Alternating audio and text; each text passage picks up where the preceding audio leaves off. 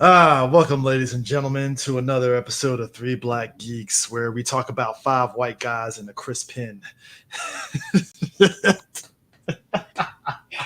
Hey everybody, how you Sounds doing? like Chris. That sounds like a bad porn parody. I'll watch It it. really does sound like a bad porn parody that probably definitely happened. Just got to get enough. But you know, Evan Stone is playing Chris Penn. I'm letting you know that right now. That shit would be epic. Evan Stone is playing Chris Penn. So my dick That's lord a Q.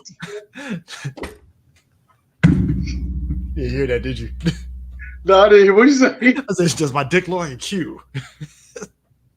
That's Chris Penn for you. Right Okay. there. What we're about to step into, ladies and gentlemen, is our second Quentin Tarantino movie. We technically went Tarantino with this because we went with this last Tarantino's movie. actually in this. Yeah, no, what I'm saying is we did a more recent movie the first time, and now we're going all the way back now, flashback. We're flashing back to Tarantino's first venture out as a director. Yeah. So the 90s. Imagine he's in the middle of Hollywood. But before we get to that, everyone, please do as the scrolling text says, follow us on Twitter, X, Instagram, TikTok, Facebook, like the goddamn video, donate $1 if you can to our PayPal, and be sure to check us out on Locals. Hey, did you just hear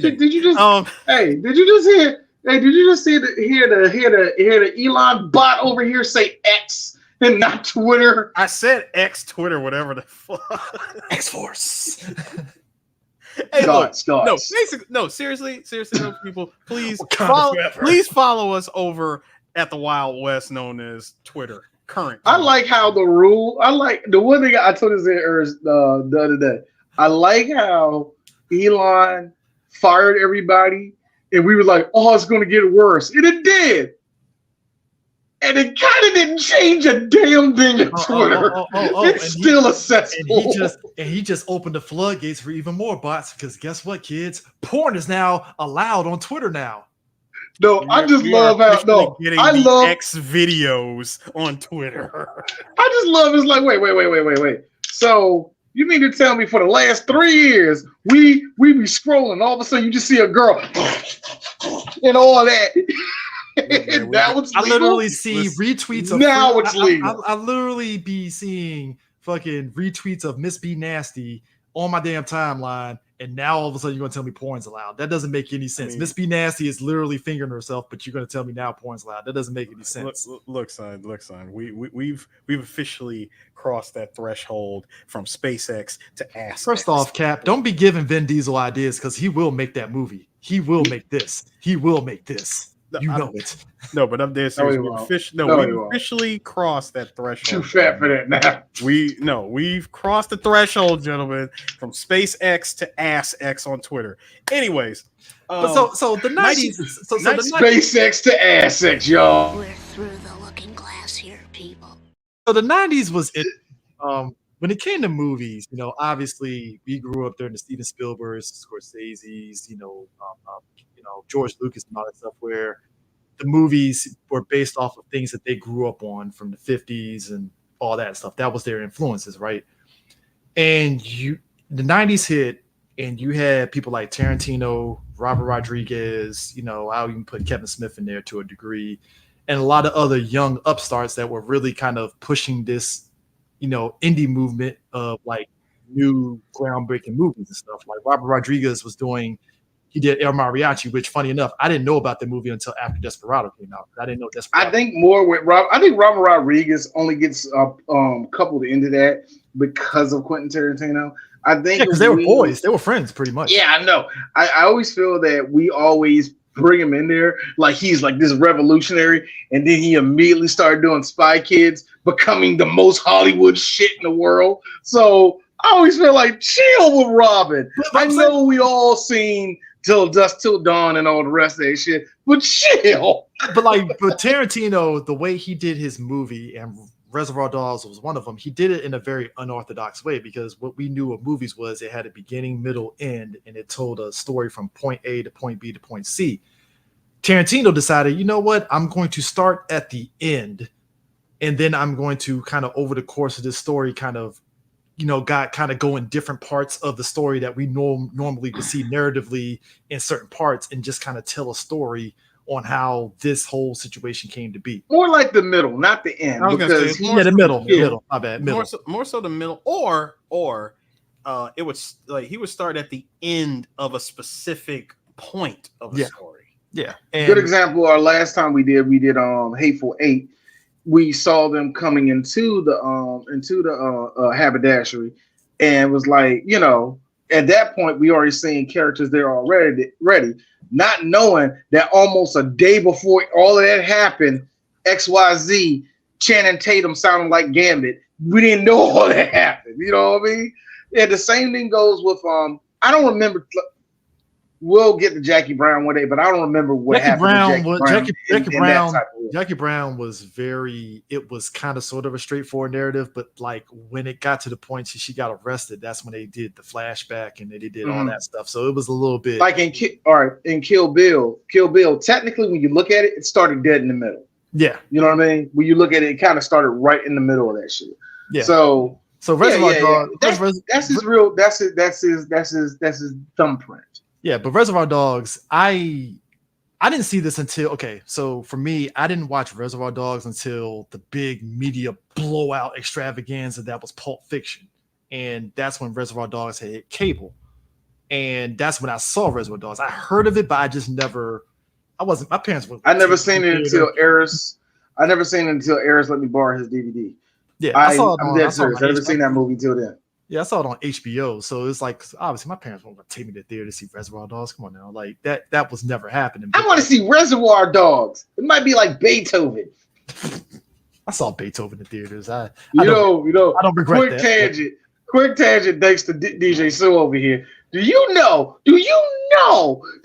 we have almost like how many was there? 8, 9 Beethovens? One too many. Yeah, one too many. I like how it went from Charles Grodin to Judge Reinhold to Jonathan Silverman. I love how that was the succession. Time out. D. Jonathan Silverman. Now there's a name I haven't heard in years. You know what I love about Jonathan Silverman is that like if you saw Caddyshack and liked what he did in there, you were like, oh man, he's going to be a star. I would love for somebody to say that, like, you don't know. You don't know where this train is going, do you? Jonathan Silverman was just the fucking Weekend at Bernie's guy to me. So that's what he was.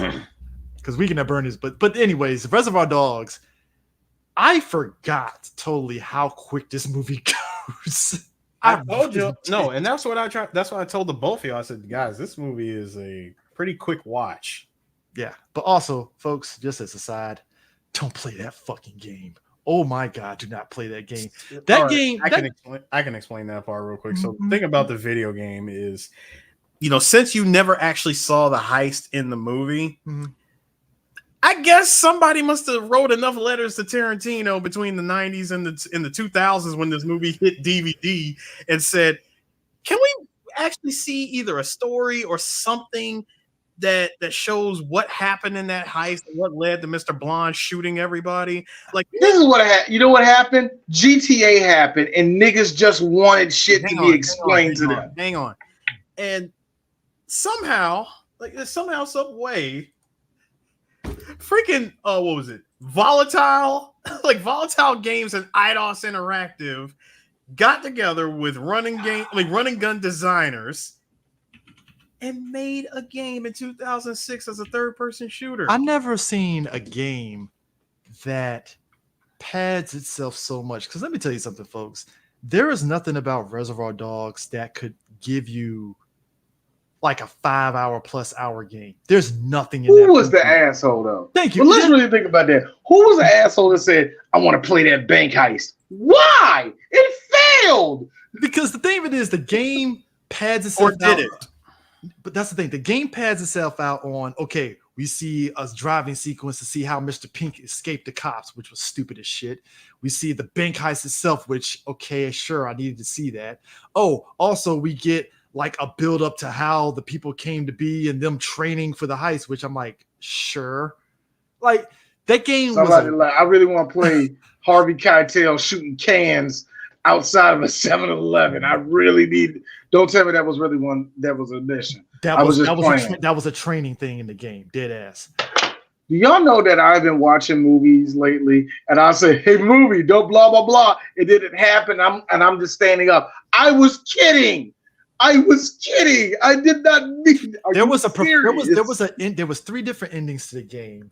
Where, because if you watch the movie, Mr. Pink is the only one that pretty much disappears into the night, basically. Not really. I can answer that. So, because in the game, Mr. Pink actually escapes. Okay, first of all, as far as I'm concerned, I'm putting in quotes here. No, Chris, let's just keep it real here. All right, all of us, like gentlemen of this podcast, and everybody listen to us. Take that game out of your mind. Let's just take it out of your mind for us. Yeah, let's just pretend the game don't exist. Mm-hmm. So. The game is there. We go. Got it. Yeah, that. So anyway, Mr. Pink being the one to actually survive. They did take the diamonds and roll out. So yeah, but Chris, if you actually pay attention and if you listen to, the sounds of, the police already being outside, because keep in mind, Joe, the one who had orchestrated this whole thing from the get-go. Well, it was told by Mr. Orange that the cops are waiting for Joe to stick his face through that damn door. My man had enough time to walk in, have a conversation. Freddie is the one that said that Joe has to stick his head in the door. Yeah, that's what I said, Mr. Orange. Anyway, I use his government name. My bad. He has to stick his head through the door. Now my man he shows up and he has enough time to have a whole conversation, sling accusations, pinpoint that Orange is the freaking rat, and have a whole Mexican standoff. Within what? 5 minutes? I say 5 minutes just because of the melodrama and the tense. Between the melodrama and in less than 5 minutes. You already know for a fact the cops are sitting out there waiting. There is no fucking way that Pink, even though he slides out of that shit and goes, "Yep, I'm not sticking around for none of this bullshit. I'm going to be a professional." Grab the diamond. Was it Buscemi powers? Yeah. No. Was that how he got out of this shit? It wasn't Buscemi powers. But anyway, he grabs the sack of diamonds, opens the door. Not 2 seconds of him getting outside do we hear arguments being exchanged between him and the cops and guns going off. I mean, the thing about the ending, and that man is dead. No, but here's that's what I always thought. No, but that's the thing. The point of contention was always it was assumed that either he died, he got arrested and got thrown in jail, or he escaped. That was the 3 likely ideas that people had. Because you're right. You're more likely. No, but you're right in the fact that a lot of people presume he came out there and got shot and he just got arrested. And a lot of other people thought, well, maybe he just shot his way out of that and escaped, basically, which I can understand. So what is he, Scarface now, Chris? No, he's he's Glenn from The Walking Dead. He hid under a dumpster. No, we're not doing that. No, what I'm saying is it possible he could have escaped? It's a 1% chance he probably could have. 1%. Also, by the way, Brian, they call it Puerto Rican showdowns. Anyway, I mean, it's just like the quote from the Bear, Jewish lightning. That's a fucked up term, but it's called when you burn down a place for the fucking insurance money. Jewish lightning? Dead ass. I love how white people are the most offensive people in the world, and then when June shows up, we're one. I love that. I love it. Oh, that is a thing. It's like, you know who I think the real villain of the movie was, Eris? Because I'm just going to be honest with you. This nigga fucked up the whole heist. I already know he did. I have no proof, but I feel because I didn't see this motherfucker talk the whole movie. I think he was behind it all. Shit, he talked in the beginning of the movie. What, for 2.5 seconds? I don't know what Chris. I don't know what type of character he was, man. Was he a good guy, gruff, mad, hated the world? His wife left him. I didn't know none of that. It didn't matter. Literally, it didn't. This movie had a modest budget of $1.5 million to $2.3 million. It didn't matter. You know what's crazy is that $1.5 million in the 90s, that was a lot for an indie movie. It was. That was a lot. Correct. Because it was $1.2 million to about $3 million. And look, the movie barely made $3 million. But let's be honest. Look, I'm gonna be real. They weren't on strict poverty rules because the fact that you got Harvey Keitel into being in this movie, and you got Chris Penn to be in this movie, and to be honest, if you look at the producers, not counting Tarantino in this movie, these motherfuckers have been in Hollywood for the last 10 years before this movie came out. That's not a big stretch to me. You know, like they only had $1 million, so they had this much to work with. Nah, they had resources to come into this movie. This ain't Clerks, nigga. You know what I mean? But this is not but back then that was deemed indie though. Yeah, of course it was. I mean, yeah, it was. I won't even say indie. I say more underground because whatever. But that's why I said they put him in the same category as Robert Rodriguez because El Mariachi was like a $200,000 movie. Granted, I think El Mariachi wasn't supposed to be in English. It was supposed to be seen by I don't feel like Americans were supposed to watch that movie. This movie was 100% independent film because it was shown at Sundance January 21st of 1992. We didn't see this thing in theaters until October 9th of 92. I believe it, but this was like I'm saying, we weren't dealing with, like I said, this wasn't like when Clerks came out and you heard Kevin Smith talk about all the trials he went through. Fuck no. Quentin didn't go through a third of that. The only problem Quentin had was what film festivals we're going to show this shit at. That was probably the only problem he had. I would say, if anything, everybody in this film most likely got paid scale because obviously nobody. Oh, they had to. It was scale. It was easy scale. And this is before before anybody says it. This is before Stephen Buscemi had a career to be considered. Let's pay this motherfucker. He was the Coen brothers guy. He was the Coen. Yeah, he was just like, hey, you know that guy that was in there? Yeah, he's gonna be in here. Yeah, like he read the script. I kind of like him. I like his feet. Quentin, we got to talk about that, man. We really got to talk about that. Robert Brooks is one guy. I remember when I was watching this, I was like, Quentin had a little bit more money. He probably would have got Sam Jackson as Robert Brooks' character. I don't think he would. No, he wouldn't. You don't think he would? No. Because that's the way his character kind of went. Like, he's a good actor. He's a really good actor. Chris, check it out. The second he started speaking jive, told me that Quentin Tarantino never met a black person in his life. Okay. Man, let me shake it down for you, man. When you over there, you dealing with a cat. I'm like, what? Did you smoke a blunt and watch Dolomite before you wrote this, Quentin? That's what it looked like it was to me. You know what it was? This is going to be very accurate, and I'm showing my age here. Quentin saw Robert Brooks in Colors and said, I want that guy. Because Colors was a movie, because Sean Penn was in that movie.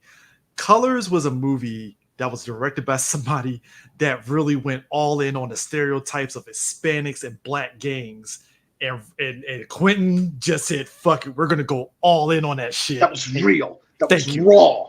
I like Colors, but it's definitely like stereotype city. I don't like Colors. I think if you're Chris, when the cop says, and I quote, "What are you, a red shirt? Red shirt? You a red shirt?"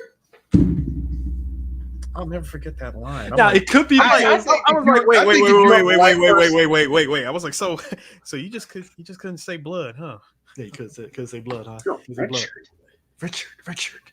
Man said that's the errors. Red shirt is trademarked. Okay. Yes, it is. It's trademarked. So that's why Gene Roddenberry get some money off that. That's why Crips don't use call bloods. They call them. Gene Roddenberry get some money off that when he said red shirts. God! If I was Roddenberry, I'd be suing. I think the only reason why I like Colors is because Ice-T and that song Colors. I don't like Colors because Colors to me is white people's menace to society. And I just don't like. It's like you can tell that it's viewing gang culture through a white lens, and it's like every Mexican and every black in that movie is a dog on a chain going. That's what it is to me, and I fucking hate it. And I say that, and I say to that with this. Fair statement, I think. I mean, I never heard anybody. Every second of it. I never heard anybody, not even black people, say colors is white people's menace to society, but you. So you need to trademark that shit now. No, here's my thing. No, the reason why You're is right. because, but here's also a reason. You ever look? I know a couple of y'all got cousins that sit down and put in a movie where black people are getting shot by the cops and going, "This is some real shit, nigga." I know we all got that, but when you say colors, it oozes. Like they're in that same under that same umbrella of niggas that watch Menace to Society and just be watching it like it's a cool movie, not realizing how sad it is. You know what I mean? Menace to This is Society. that same realm. Did we ever do Menace to Society? I don't think we did. No, we did what? Never did Menace to Society. It's just we never will. Yeah, that's the thing, because it's just like that movie to me. And I know we'll do Boys in the Hood before we do Menace to Society. That was the thing. That was always the debate in the black community, was like, which was better, Boys in the Hood or Menace to Society? Everybody goes to Menace to Society because it was raw and real. I'm like, it was sad as hell though. Like, I'm not saying it has to be good, like happy, but like it was just like depressing. Do you know what I think though? Not after I think, but if I would have to make the choice, I would say South Central. But South Central has some of the worst casting ever. So I think South Central is the better story of the two. I think of the three. Wait, South Central to me took that's simply because Bobby a man.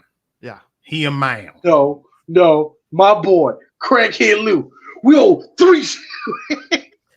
That was the most intense white man. 15 box cigarettes. 60 box cigarettes. That was the most intense white man in prison I have ever seen. And then you got this nigga who looks then you get that one nigga who looked like that one black dude that used to be in porn back in the late 80s that was right beside him. You know what I'm talking about. That one dude with the hair slicked back. Yo, he over there all buffing all that joke like, yeah, you hear that OG? You hear that OG? I'm thinking to myself, you look 40, and I'm pretty sure you're 27. To be fair, we've said it too. Men of a certain era, they look of a certain era. We call them black people who didn't get immunized until 1966. Those black people. Just saying, I'm 40. I don't look 40. 40 in the 90s. No, we know. You're looking at 40-year-olds right now. The only old looking one is probably me, and y'all going to say, "D, you 34," and I'm going to go, "For real?" Look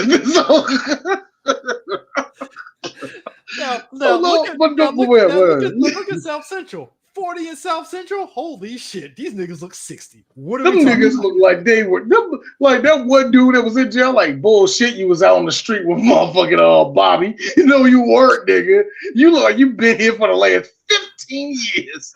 But go back to the movie though. One of the actors that to me I love Harvey Keitel. I love Harvey Keitel because it's like much like Denzel, Harvey Keitel in every movie, he acts the same, but I love it because it's just like, no, you know what you're getting out of him in every movie. The Jewish mobster. Yeah, it's either Jewish mobster or Jewish cop. That's the only range that you get out of Harvey. His demeanor in this is the same in Copland, is the same in Pulp Fiction, is the same in, I'm trying to think of another movie I've seen. It's Spartacus. It was the same as I played it. Nah, it's the same even in Irishman. Yeah, it's like it is the same in Irishman. Last Temptation of Christ. Same thing. It's like, it's Harvey Keitel. You know what you're getting, and I'm not mad at it. My lord. Captain Winter. We are. Yes, we are. Technically not me, but I will be in like 3 months. Because here's the sick part. Harvey Keitel. You're 40 already, Eris. Let's be honest with you. No, I see what you do. Look. Enjoy my 39 while I still got it. Hey, Eris, technically, I keep on telling this to y'all. We are all still 35 years old, okay? First off, let's get out of the way. But only reason why I say I think you aged more than me and Chris is because you see the shit you go through with the DJ and shit with BlurCon. That takes about 7 months off you. So that was 1, 2, 3 years. You're about 4 years older than us. I need you to stop. But here's the thing about Harvey Keitel though. Even when he's voicing a goddamn dog in Isle of Dogs, I'm like, it's Harvey Keitel being Harvey Keitel as a goddamn dog. Yeah, he was in that movie, wasn't he? I was like, Golly, man. but that's what I'm saying. You know what you're getting. Yeah, Clockers. That's another one. He's actually really good in Clockers. I love He was good in Clockers. Yes, he was. Thank you. That was a good one, bro. But you know what you're getting out of it, and I'm fine with it. It's just like, no, you know what you're getting out of Harvey Keitel, just like you know what you're getting out of Denzel. It's like you know what you're getting out of it. You're getting good acting. It's like, come on, it's reliability right there. I heard that. Sorry, Bobby. I heard that. Oh, Bobby.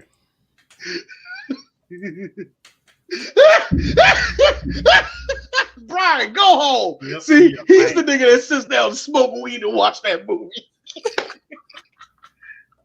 My favorite part was when he got out of jail. You realize his boy was a fucking thespian.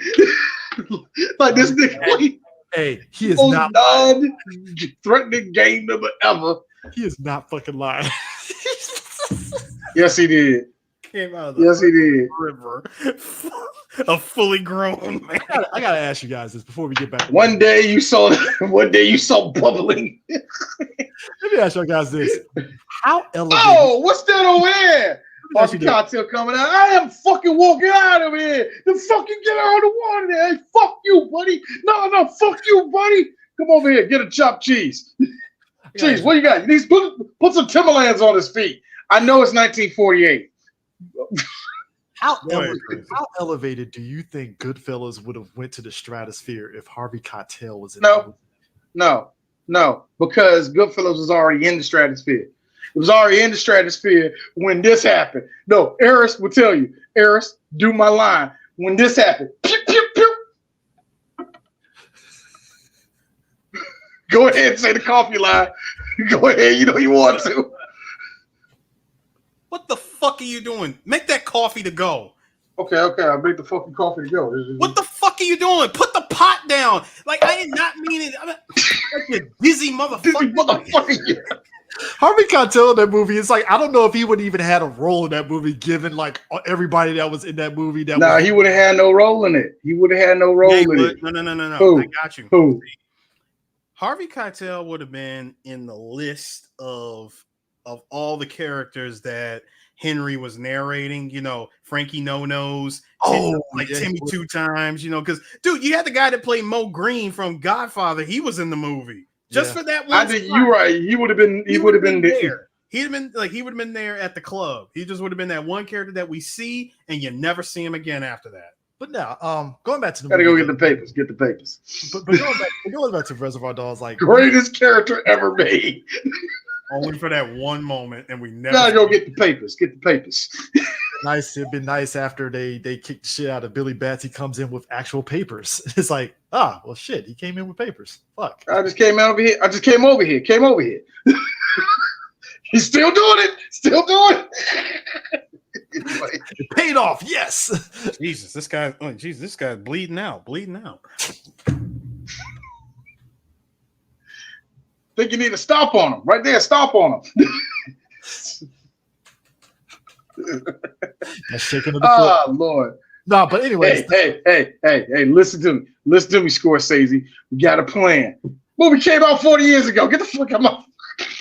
Nah, but so as he calls us niggers on the way out the door. Oh, really? He called us niggers. I think that's actually a good thing. I would really be kind of like, should I be offended? I'm like, should we be offended? No. Here's D justifying something bad. Wait, hold on. Well, you know that's how Italians talk. So that's like real dialogue. No, D. See, here's how I would play it. I would play it like this. Well, it depends on how he called us nigger. See, what was the tone of it? No, that's what I'm saying. What was his tone? Was it DEI tone or was it the other? Shut up, Chris. I just want to know. Was it Taxi Driver Scorsese called us? Speaking of the N-word, in this movie, there are like 3 scenes where it's like, Christ, Quentin. Okay. This is why black people didn't forget. Okay. Here's my thing. My thing is this. I'm looking at black folks like, y'all mad at dead nigga stories. Thank you. How hard was the R? My thing is this. Folks got how hard was the R? This hard. It was Let me tell you something. It wasn't an ER or you. everybody. Okay, Actually, you know what? That's a good one. I can answer that. It was an AR. Moving on. Anyway, go now, ahead. here's the thing. Tiger. Everybody got on Quentin for the dead nigga storage in Pulp Fiction. Okay, fair. But I was like, I challenge you to go back to Reservoir Dogs because he hit on stereotypes. There's a conversation that they're having in the car about black men and how they treat their black women and shit. And the fact that Mr. Pink is the only one was like, yeah, that's bullshit because when they get home, they treat their women right. I don't know, man. They treat them like shit. I'm like, wow. Well, my man said that there were certain. Well, my man said there were certain levels to this. Like, and the fact that everybody in the car is laughing, I'm like, oh, y'all get it. Y'all get it. Mr. Pink was the only one. This racism is killing me inside. The fact that Mr. Pink was the only one that was like, I don't know. I don't think that's right. Like, I don't think that's how that works. Yeah, it's like, You know what's bad when Stephen Buscemi is the voice of reason in the situation. I mean, Jimmy is pretty much the voice of reason throughout this whole movie. Actually, I'm also. Hey, well, Eris, you gotta realize, hey, stop it. Yeah, I swear to God, yeah, like a bunch of fucking niggers, huh? Is that what you? Meanwhile, I'm gonna put guilt by association with Mr. Orange because he didn't say shit. So I'm gonna say I'm just gonna. Oh yeah. Agreeing, but I'm just gonna shut up and not say nothing. But at the same time, It's a funny joke. I get it. At the same time, can you really? I got a black friend. Hold up. Can you really blame Mr. Orange? Because number one, when they asked about who was the woman that played Christy Love, and this motherfucker said, and I swear to you, this was like straight out of Goodfellas. You know how Oklahoma kid Shane, this man said Anne Francis. I was with Steve Buscemi. Anne Francis is white.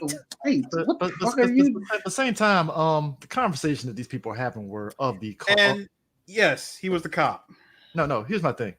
The conversation these gentlemen were having were of the caucus persuasion because, like, you are like just the fact that, Chris.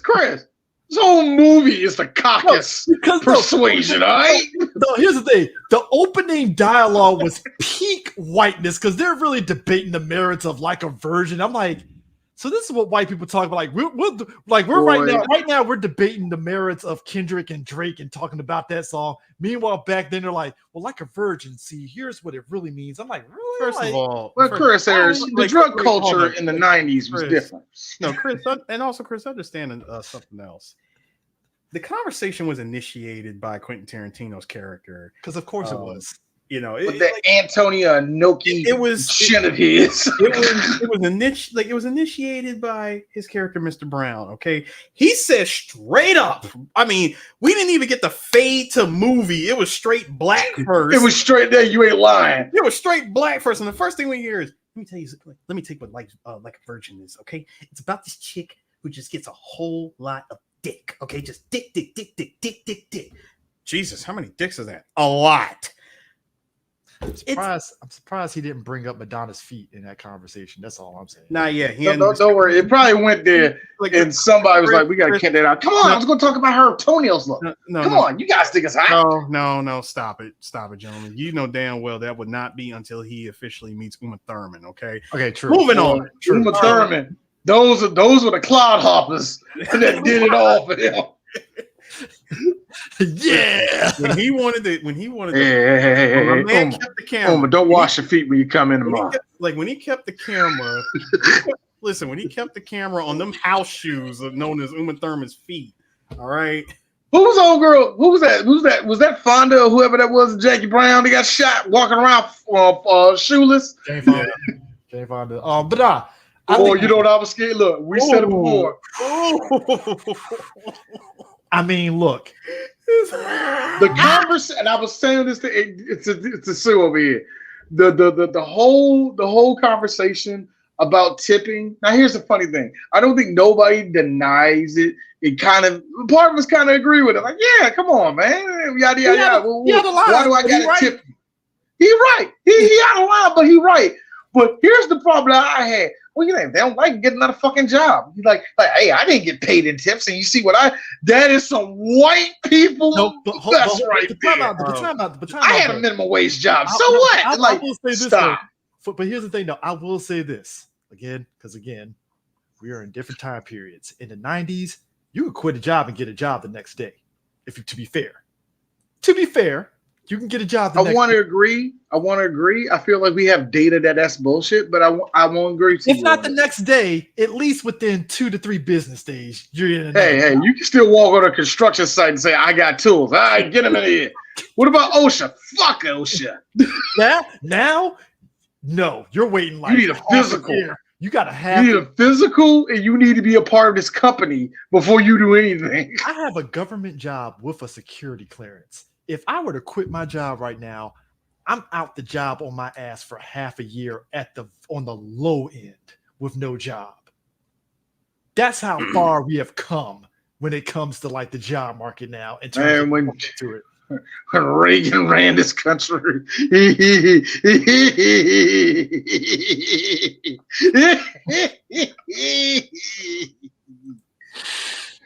but nah, because even down to I want you to put on this pink. I want you to put this pink polish on. I want you to do that for me. But here's my thing. Put it on slow. But here's what made me kind of die a little inside. The fact that a waitress can actually, get an apartment. Is an earshot. No, that's pure 90s. You're going to have to deal with it. No, I'm just saying. She can live off that and have an apartment and a functional life off that. Oh, come on. Not in LA. 4-bedroom apartment. I mean, in LA, yeah. Spacious apartment in LA. Can't get that now. Working at McD's. And this was probably a diner? Yeah, diner. A busy diner in LA at that. I don't know. Them waitresses is getting paid $3 an hour, young. So I don't know. In the 90s, that was. Listen, let me paint. $3 an hour, gentlemen. Go home. Gentlemen, let me paint this picture for you. We're about to leave we're about to leave, and all right, it's time to tip the waitress. Come on, throw in $1. Don't tip. You don't tip. No, I don't believe in it. You don't believe in tipping? You know what these chicks make? They make shit. Don't give me that. She don't make enough money. She can quit. God, this is dated. I don't even know a fucking Jew who had the balls to say that. Let me get this straight. You don't ever tip, huh? I don't tip because society says I have to. All right, I mean, I'll tip a little bit if she really deserves it. But if they really put forth the effort, I'll give them a little something extra. But I mean, this tipping automatically is for the birds. I mean, as far as I'm concerned, they're just doing their job. I'm with them on that, actually. I'm with it. Hey, this girl was nice.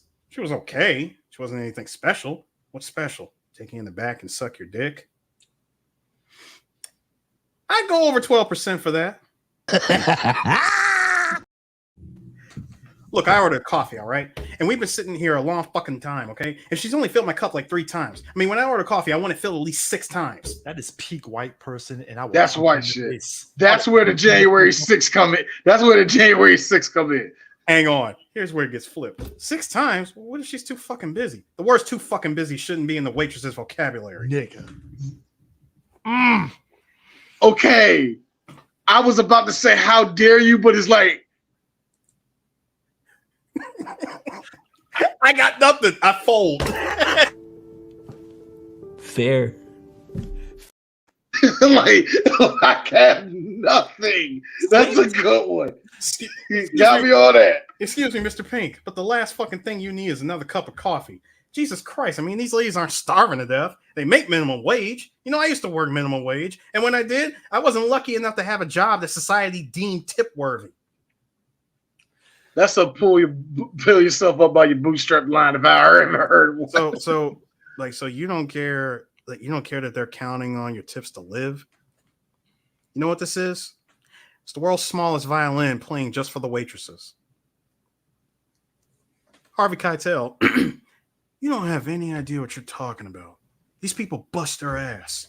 This is a hard job. So is working at McDonald's, but you don't feel the need to tip them, do you? I mean, well, why not? They serve you food. But no, society says, don't tip these guys over here, but tip these guys over here. It's bullshit. Me being a black He's guy, right. if I was part of He's that crew, right. if I was part of that crew, I would have took him out my pistol and pistol whipped him just on principle. Why? Hold on. As a nigga that worked at McDonald's and worked hard at McDonald's, I'm just talking about. he's right. No, he's right. But at the same time, I'm looking at him like, bro, if you don't put that fucking dollar on the goddamn table and shut the fuck up, like, But the Look, man, hey Chris, the man is standing two things can be right down. at the same time. no, because Harvey Keitel was literally on that tip of just like, bro, if you don't put that fucking dollar on the goddamn table, bro, like, what are we doing here? Like, Listen, I'm rapping it. and it wasn't until Bob sat there, I paid for the fucking goddamn meal. What are we doing here? Like, Joe. It was Joe. Joe said that. I was like, now you pay it. Like, But listen, waitressing is the #1 occupation for female non-college graduates in this country. It's the one job basically any woman can get. Shut up. Anyways, it's the one job basically any woman can get and make a living on. The reason is because of their tips. Mr. White was pulling. Fuck all that. Jesus Christ. That was some stats don't matter. I don't give a shit. Mr. Pink with the delivery here. All right. I mean, look, I'm very, very sorry that government taxes their tips. That's fucked up. Okay. That ain't my fault. I mean, it would appear to me that the waitresses are one of many groups the government fucks in the ass on a regular basis. I mean, if you show me a piece of paper that says the government shouldn't do that, I'll sign it. I'll put it to a vote. I'll vote for it. This is, but what I won't do is play ball. And it's not college bullshit you're giving me. I got 2 words for that. Learn to fucking type. Because you're expecting me to help you out with the rent. You're in for a big fucking surprise. Oh, he went fresh and fit immediately. Mr. Orange instigated it. You know what? He convinced me. Give me my dollar back. Here's the sick part. Yeah, give me my $2 back. You gave 2. Yes, I gave 2. Because I thought I cared. But he zapped it out of me. He made a point. Look, hey, Chris, we had this conversation before. Brian agrees. We had this conversation before, Chris. Trump deserves some of the shit. Like, I ain't saying all he said was right. I'm just saying, I get why some people flip the vote. That's all I'm saying. I'm not saying he was right, but I understand. Nah, Trump deserves us to get pistol whipped because fuck that dude. But like, they do have tip jars at certain McDonald's. Yeah, they Nigga, do. do you know? Do you know how illegal that is? No, time Do out. you know that they tell McDonald's people they can't take tips? Hold on. I thought that was for the McDonald's house shit. And stuff. Yeah, that's for the Ronald McDonald House. Which, here's the sick part with D. I fully support the Ronald McDonald House. It's actually one of the few charities that actually really do get their shit going down. So I actually do support them. Real talk. I laughed at somebody that was like, "That's real," and I was like, "Yeah, that's real. Trust me, It's very real. It is very good. But there's some people that don't believe it's real. They think it's just a bullshit Ponzi scheme, and I'm like, I could maybe understand why you would think that. But all right. Put it this way: if you grew up in a black neighborhood and you saw a park and inexplicably you saw a McDonald's emblem there for some strange reason, McDonald's. That's why. Yeah. When you saw like, you know, the United Way is doing some shit around your way. Oh, cool. Why is McDonald's a part of this? That's why. I have to give it up to McDonald's. They're not the best charity, but they're the most functioning charity I've ever seen in my life. They're consistent. They're consistent, kind of. No. There's too many fat black and Latinos walking around the neighborhoods for there not to be golden roads around those McDonald's. So one of the big point of contentions of this movie with the characters is that basically Mr. White really never wanted to work with Mr. Blonde because Mr. Blonde is a bit of a sociopath. Yeah. Well, hold on. First of all, Mr. White never even knew anything about him. See, when you go into the I know you didn't know, but I'm just saying the bank guys kind of showed it out like, yo, what the fuck, dude? Like, did you have to kill him even though they activated the alarm? No, Chris, what I'm getting at is this. See, when they do the three backstories, because notice out of 5 people, they only covered 3 backstories. Well, let's be real. Do you really want to know the backstory of Mr. Brown? I'm pretty sure it I kind of do. But him talking about fucking shit ad nauseum, and then it's like, hey, you want to shoot some people? Sure. I mean, I would like to know how the hell he got hooked up with this job to begin with. Well, play the video game. there's some things I asked for, and there's some things that I Or hold on. I'm not even wait. say play the video game. Watch YouTube videos of the game. No, not even that, Chris. There's some things that I asked for, and there's some things that I never even spoke into existence. And also, Chris, Look. you play the video game. You go play it. And the latter is what I'm speaking on. This is the latter. Okay. Now, I bring up the whole thing of just that conversation about tipping because it is probably one of the most legendary moments in the beginning of this movie. Just that whole diner conversation. Yeah. But this whole movie is just filled with memorable lines, memorable conversations, memorable quotes. Like it's for a movie that's only 99 minutes, it like almost all the dialogue is memorable. Oh yeah. I mean, just no, I definitely give it that. Yeah, give it that. But it's just the fact that Mr. Blonde is that like because when you see Mr. White like scolding his ass, like, bro, I know they knocked the alarm, but did you have to shoot them? You know, and it's like, yeah, I kind of feel him on that because it's like, bro, if you didn't shoot them, at worst, the cops would have got there, sure, but we wouldn't have been in this big blowout shootout the way we were. And I like how, and again, I love Michael Madsen because he's being chill, like, man, cool. Michael Madsen literally okay, hold on. You see this character right here? You see Michael Madsen's character? I would like everyone that's watching this podcast, listening to this podcast to understand one thing. Michael Madsen has been this guy his entire career. I hate that Quentin said, hey, stick with that. And Mike was like, well, I really can't act that well, so I think I'm going to do this for the rest of my career. This is the reason why I always go back to that scene in Kill Bill 2 where that dude got on him for that shit kicker hat because it's that same. He had that same fucking demeanor, and I love that scene. I love it. I love the rearrange yourself, sit up that shit kicker hat. He's like, you see this? It's like the girls get to wear the hats. I mean, why can't I do it? Speak up! We can't hear you in the mics, Michael. Right. I'm not the boss. Listen, I'm not the boss of that. I'm the boss of you, and I'm telling you to take that shit kicker hat home. I like how Mr. White was basically like, "It's go time," and my man threw that cup to the side and was like, "Let's go." I mean, first of all, sir, come on now. You know the lines because after he's just been berating him the entire time, he goes, "Are you gonna bark all day, little doggy, or are you gonna bite?" I'm sorry. Kept that whole demeanor. I'm sorry. I'm sorry. I didn't catch that. Like, could you please repeat it? I said, "Are you gonna bark all day, little doggy, or are you gonna bite?" I just appreciate the fact that Mr. Blonde had time after the heist to go get a burger and fry. I did too. And a drink. Seeing how this is in the Tarantino universe, it was a Royale with cheese. Big Kahuna Burger. Big Kahuna Burger. Big Kahuna Burger. He went to Big Kahuna Burger, came back. That is some G shit. It's like if I shot somebody, threw him in the trunk, and said, "You know what? It's time to go to Chipotle." And I like, you know what I'm saying? It's like you did that. Like you've been riding around.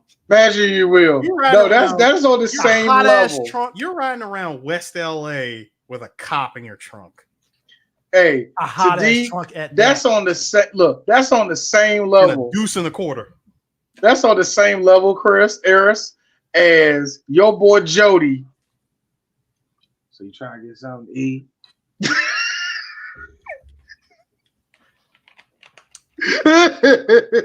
After he cheated on his girl and hit her, let's get some tacos. Like, oh man, baby, she just went in there and got gutted out by whatever silverware was inside of that abortion clinic, and he go, "You want to go to Wendy's, baby?" No. He waited until he got her home and said, "You want a strawberry shake?" Why do black people love that movie again? I'm confused. Because BET continues to. Didn't we just talk about on where, Chris? Didn't we just talk about South Central Mystery Society? Didn't we just talk about this? Isn't that same scope of black people saying This shit's real, son. It's the same thing. I mean, yeah, it's You're just like, why do you coons go through this madness? that is cold-hearted as shit. She literally gets in a book, wire hanger, coat hanger, fucking damn abortion. It's like, all right, Boy, how wild that would have been. What was that movie for black girls, whatever that was, where Macy Gray was the crazy chick that was doing abortions? Whatever that movie was, how wild would that have been if homegirl got home and the mom was like, well, I went over to McDonald's, I got you a double quarter pounder that you liked. It's like that movie. Oh, that's some black trauma for you, nigga. I mean, it's like the white equivalent was that movie that came out in the 80s with the kid that paid for the girl's abortion and she ended up going back to the dude that got her pregnant in the first place. Yeah, what was the name of that movie? I forgot what it was. It was, dude, that was peak fucked up. That was, you know what? That was the simp movie that you need to show to every simp, like, don't do that. Do not do that. That's what that. Okay, all right, Tevin, real quick story on that. I know one nigga believes that you can actually do that, and said, yeah, because all you gotta do is he tried to sit there. Mind you, I know who this version. Yeah, that one. Yeah, last. Thank you. Version. That wasn't the last American version, but yeah, this dude said, yeah, man, all you gotta do is see what happens is when you put the gun muzzle, put it over the muzzle of the potato, right? And I'm like, you dumb motherfucker, that is not how that works, dude. Jack, the recent season, the second season of the Jack Reacher, he's like threatening the guy, and he put like a water bottle on the thing. He was like, yeah, I'm gonna use this as a silencer. And the guy's all scared shitless and stuff. He's like, you fucking kidding me? This shit doesn't fucking work. What are you talking about? Like, you really bought that? Like, people, look, we as a society, we will believe anything because we don't know shit. So we just like it wasn't until like probably like early 2000s when I found out like silencers don't work like the movies show it.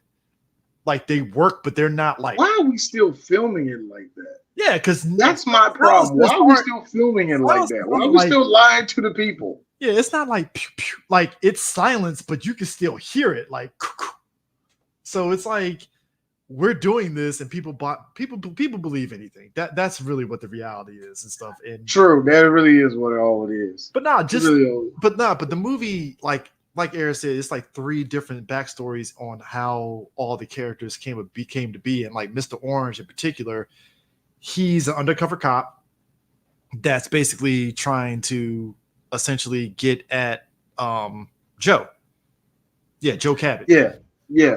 And like and good lord. Tim Roth is the one that's playing him. And I find it very funny that this is like Tim Roth is one of the guys that stuck around Quentin Tarantino for a while, yeah.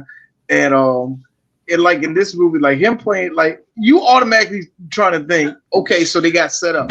Who's the one that's setting everything up? And I don't know when it was when it clicked in my head. Like I think it's the nigga that's dead. You know what I mean? I did not and all know. Of a sudden you see Michael Madsen go flying back. I'm like, yo, that nigga's still alive. That blew my. I was like, I knew it. Wait a minute, what? And then they explained all that shit. I didn't know Tim Roth because I forgot he's a Brit. I didn't know in Britain there was a Brit pack. It was him, Colin Firth, Gary Oldman, Daniel Day-Lewis, Spencer Lay, Bruce Payne, and I forgot who I think Paul McGann. They were the Brit pack, apparently. I did not know that was a thing. I'm guessing it's just good-looking guy. It was just not the good-looking guys, just the guys that made it. Yeah, that made it. I mean, because I don't know. That's kind of weird, man. Again, totally forgot Bruce Payne was a Brit. It slipped my mind. What? How could you? Look at him. It slipped my mind. Does he look American? I mean, after Passion 57, maybe. Was he like half British in that too? No, he had a full. You have no excuse in my book. He had a full, like he was like U.S. accent in Passion 57. So like I didn't know he was a Brit. I don't know. I think it wasn't until like Dungeons and Dragons I found out like he was actually a Brit. But I still don't know how you didn't caught that though, man. I don't know. I mean, Tim Roth was another one I didn't know was a Brit until like later on. I was like, oh shit, he is a Brit. Damn. So, it is what it is.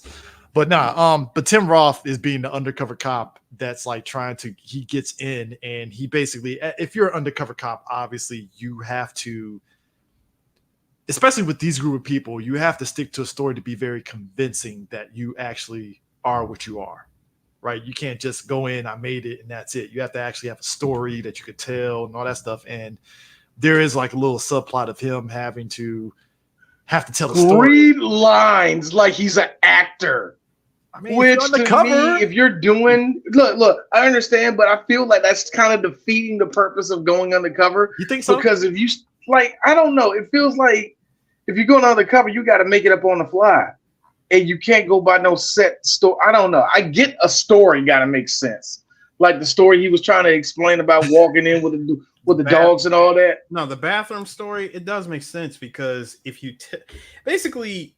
If you rehearse that story so much to where, number one, you're telling it kind of like how you're telling a joke, which is why, God, that line was so dated. Well, pretend you're Don Rickles or something, all right? And you're going to tell a joke. That is somebody that aged themselves when they say that Don Rickles. I'm like, holy shit, Don Rickles?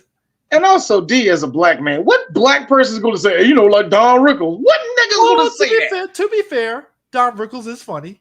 I get No, it. he isn't. What? To white people, he's funny. You don't think Don Rickles is funny? Not really. Really? Chris, when that movie took place when Def Comedy Jam was coming on. The fuck would Don Rickles be the first thing to hop on this nigga's mind, man? When over Richard Pryor, over Bill Cosby, over Eddie Murphy, Don Rickles. What, nigga? When Joe Pesci knocked him onto the floor in Casino, Don Rickles. That was hilarious. Yeah, exactly. See, these hilarious. He's the one they're doing like this. Go ahead, do the line, Harris. I know. I can't hold the face. It's the face that you made. The fuck are you looking at? You. I like how look. Don Rickles. He knows Don that Rickles. It was that. He no-sold that fall. I was like, bro, you no-sold the shit out of that fall. Like, Look. We know what Martin Scorsese wanted out of his actors. Here's Martin in the editing room. That's the best one we got. That was the best tape.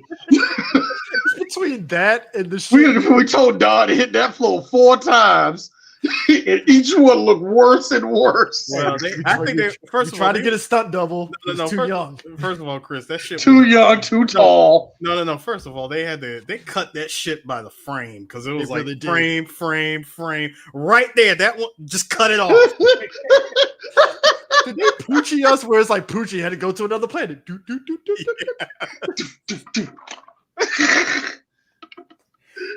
I didn't think a man could get hurled to the ground in slow motion, but that's what happened. I didn't think you could roll around the ground in a mummified position either.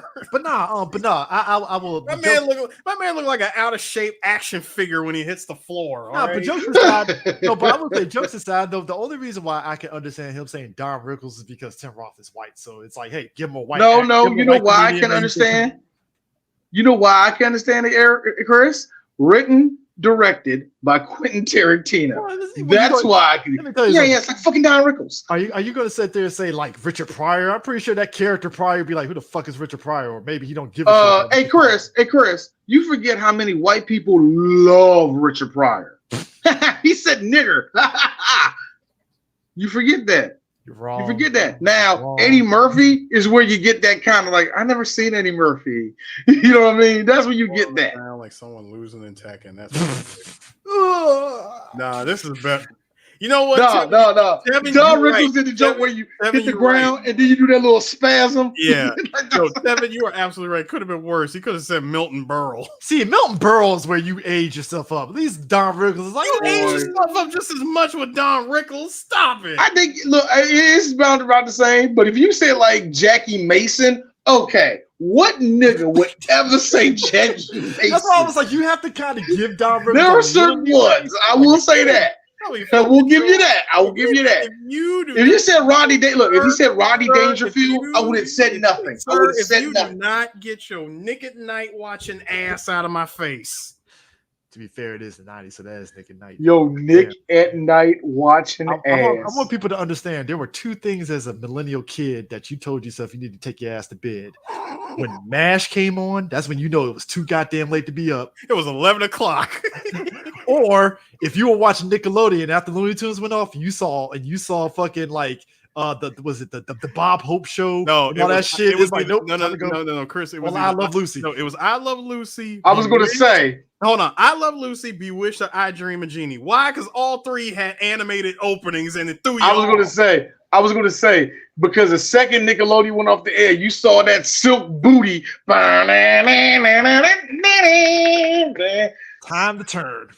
Speaking of which, is a grown ass man.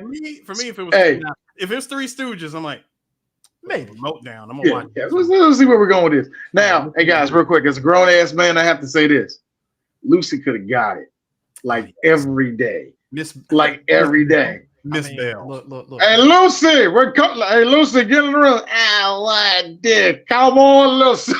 Okay. There's something about. She turns around with that white woman wagon. Now here's the thing. That white woman wagon. It's one thing to watch. I need that on a shirt. And we got to go to Jacksonville during spring break. I need it. I was saying this. There is something to be said. That white woman wagon. I'm sorry, Chris. That's a triple dub. No, but there's something to be said about like how we saw those black and white shows, and then at least for me in my head, I'm like, was there ever color kind of thing, right? Because as a kid, you think like the 50s was just black and white, and then somewhere in like the 60s and 70s, it went to color all of a sudden, right? I remember asking my parents that question. Hey, Dad, was everything black and white? My dad literally popped me up outside my head. Like, that's a TV.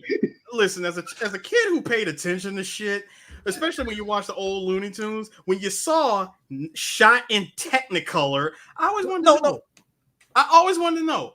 What was Technicolor? I'm like, oh, so this was originally black and white, and then they colorized it. Now, here's the thing.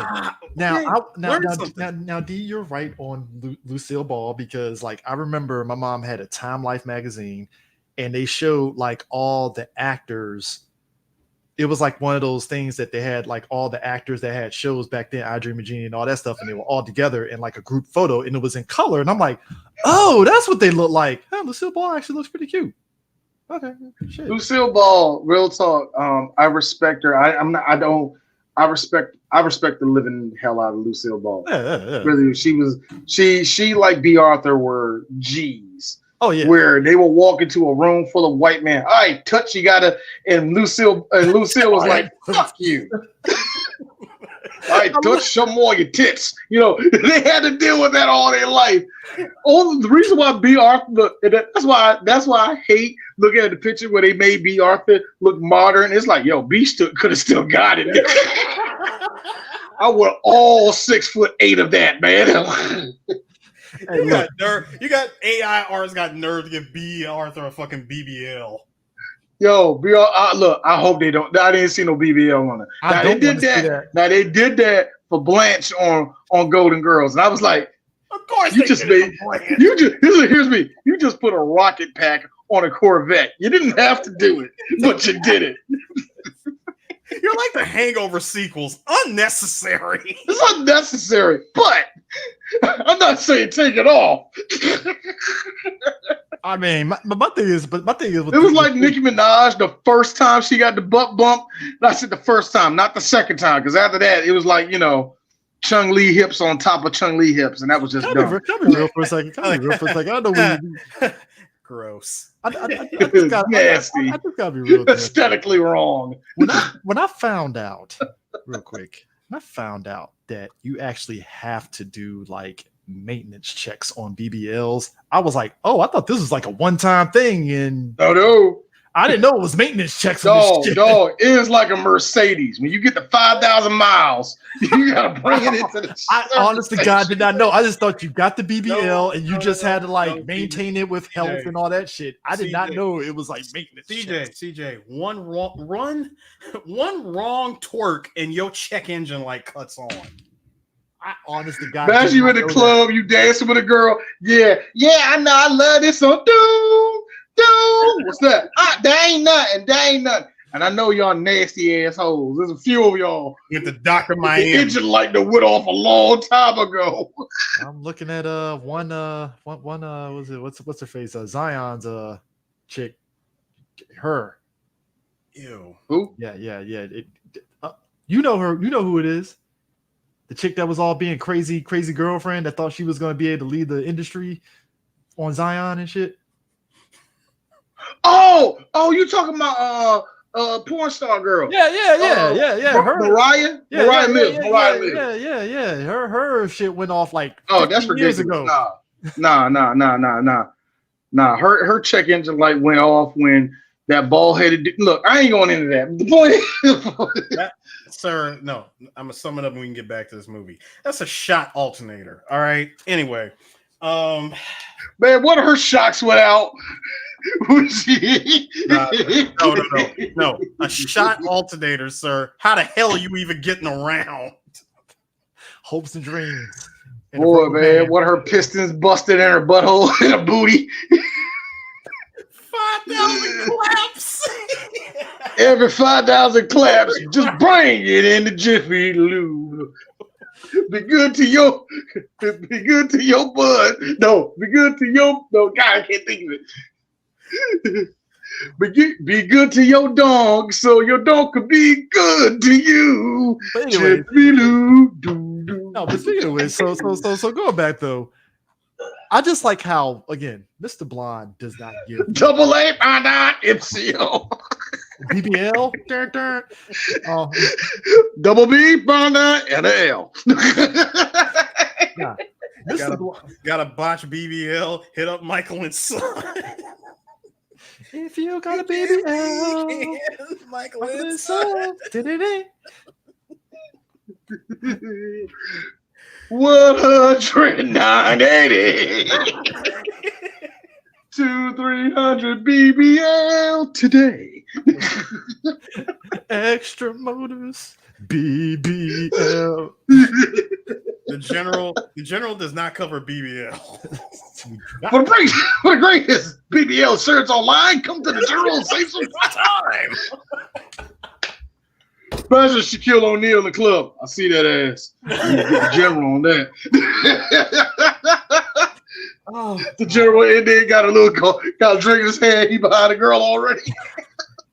Oh god. Oh god. No, We're giving you tips, Hollywood. But nah, we're giving you tips. Mr. Blonde, Three Black Geeks podcast, y'all. Like the videos. Please. Nah, but Mr. Blonde, what I love about him is that his I don't give a fuck attitude extends out to he is literally told by Mr. White, hey, look after these two while we get rid of these cars.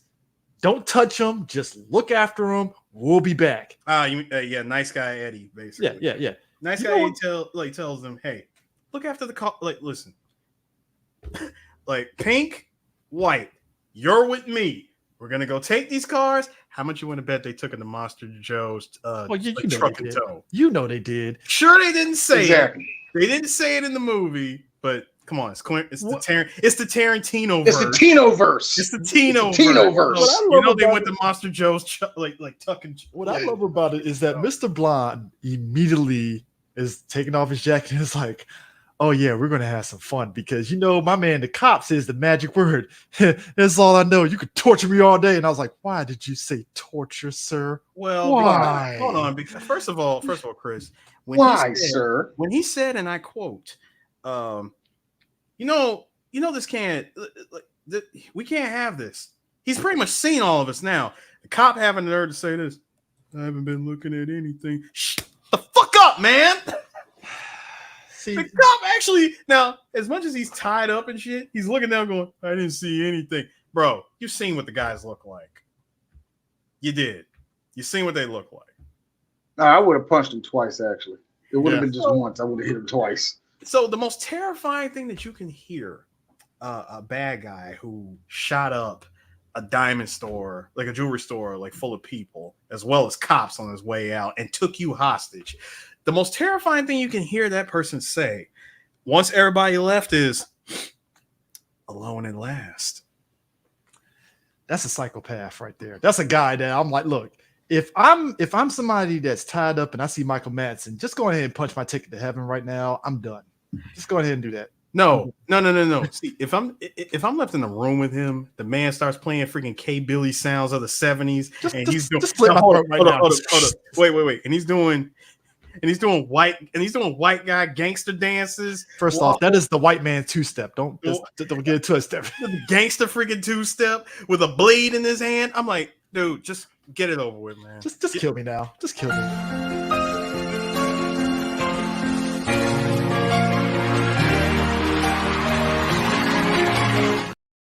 Just kill me now. That's look, there are deaths in movies that I'm just like, you go ahead and just kill me. If a face hugger gets on me, I'm looking at both of y'all. Just go ahead and just shoot me in the head right now. I don't need this agonizing death here, please. Like, yeah. Oh yeah. Was on the table. Oh yeah. He was me like, oh, torture. Yes. You ain't lying because the second that beat, he's on the run for pain.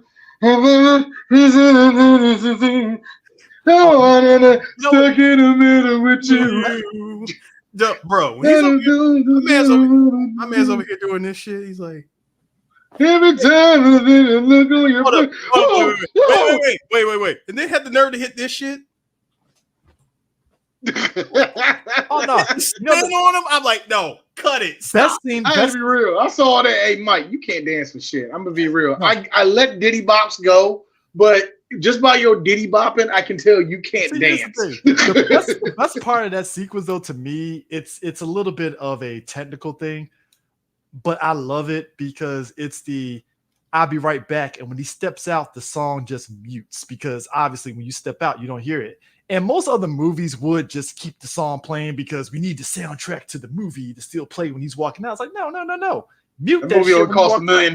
Quentin didn't clear all the rights to that song. No. I like how he's going out to get the gas can and it mutes the song and he's doing there. And I like how it goes to where you would think the song would be at when you leave for like 2 seconds to go get something outside and come back, and it keeps continuing and it just works. Again, it's a minor technical thing, but I like it. I do dig. I like how the one thing I appreciate, because a lot of movies didn't do that back in the 90s. They do it now. It's so usual now to hear it. It's just the sound editing that did happen. And it does kind of go with that. When he left out, I like how you just heard the city around. You're hearing kids outside and all the rest of that. And you go back in there and there's this, it's just one of those things just to give you the contrast. It's sort of like when you look at God, I don't know which Friday the 13th it was.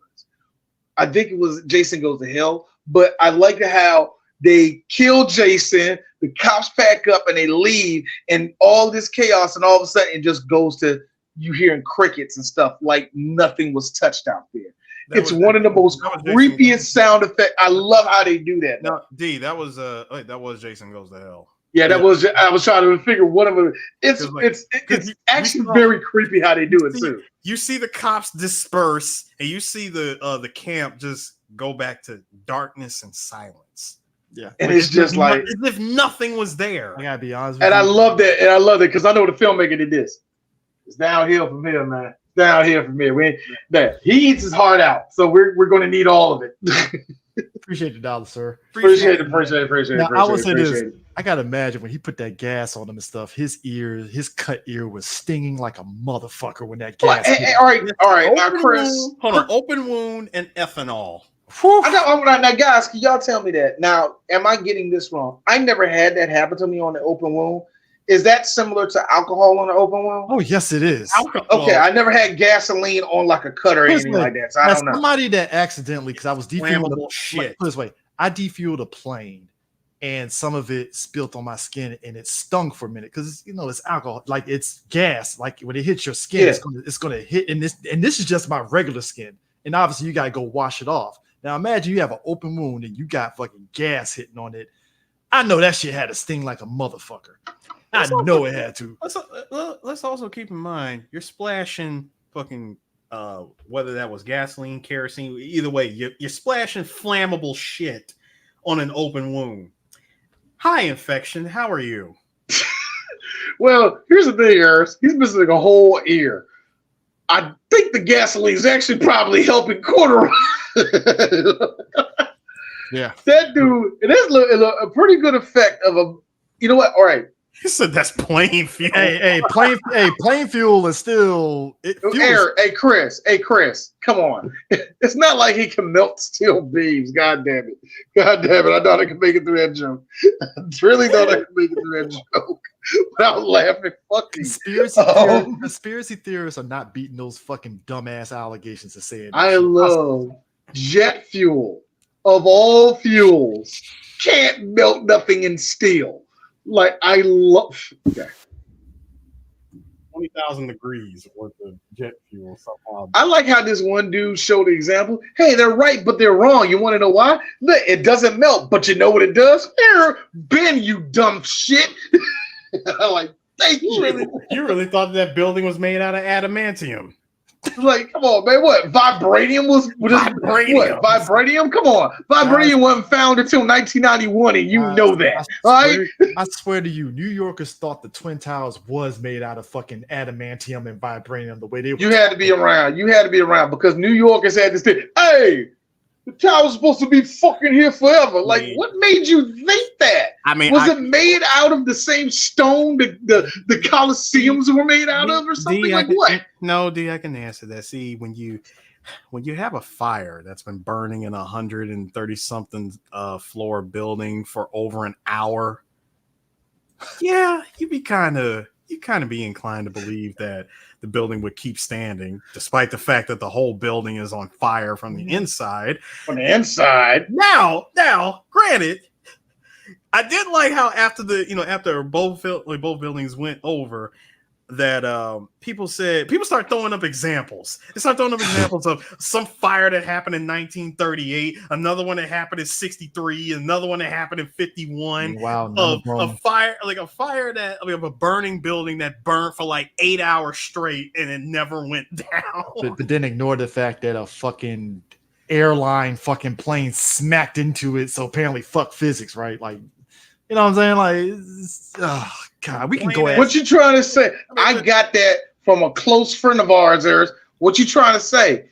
Kablooey on a tower. Okay, look. So also, you ever heard of air? You know, when air gets compressed, it only has one place to go, and that's out. And what's the thinnest thing that it can go out from? Windows. But no, though that was a controlled demolition. That was explosions. That's air being released out of the window as the floors go down one after another. Every conspiracy theorist. Every conspiracy theorist. You don't mean that shit. You just running your mouth. Which I like how Mr. Pink. This is why. I'm sorry that a building. I'm sorry that an airplane asked a building, "Are you okay?" and Buster Wolfed it. I like how. Yeah. I'm very sorry that the second plane said Tiger D. No, that was the level 3 Tiger. Genocide. Let's get back. All right. Hey! Before anybody can say anything, a leaping up. We were in high school. We were seniors in high school when it happened. We can talk. Also, we could talk. We witnessed it. Also, we could talk because the Pentagon got fucking. Also, we're in DC. I know a lot of people like to say, "Oh man, New York is the most secure city." Bitch, we live in Washington DC. Do you want to know the checkpoints we seen in the city? Get out of my face, bro. I don't want to hear it. Speaking of dueling arguments, I like how there was a sort of dueling conspiracy theory and actual truth coming out because Mr. Pink is actually the audience that's speaking the truth. Like, nah, we have a rat, and it's that motherfucker right there bleeding. And Mr. White like, nah, he's cool. I vouch for him. I like how your boy Whitey was like, nah, I connected with this guy. I connected with him. You really gonna? We spoke in the back seat. No, you really. I promised him he was going to live. No, you really gonna tell me? You really gonna sit here and tell me that because you decided to have this on-screen heart-to-heart conversation? No. Hold on, Chris. You had this on-screen, off-screen father-son dynamic. I believe him. He's cool. What? No, hold on. Wait.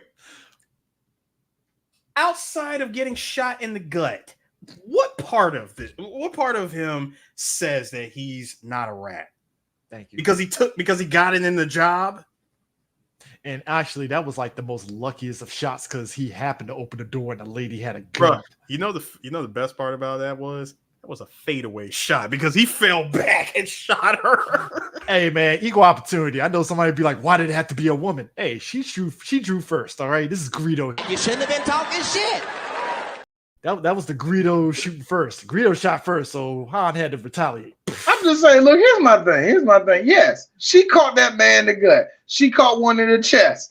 I hate using this term. Game la game. What the fuck did you think was gonna come out of that? Yeah? The only one out of Quentin Tarantino's movies that I would be like, yeah, she didn't deserve that was when fucking Ving Rhames accidentally shot the fucking lady that was walking on the sidewalk and she took it on the side of the leg in Pulp Fiction when you chase after Bruce Willis. Yeah. It was the funniest shot because it was like I was gonna say, did you not like it? Because it was hilarious. It was just hilarious. about to say it that. was hilarious because it was the most random.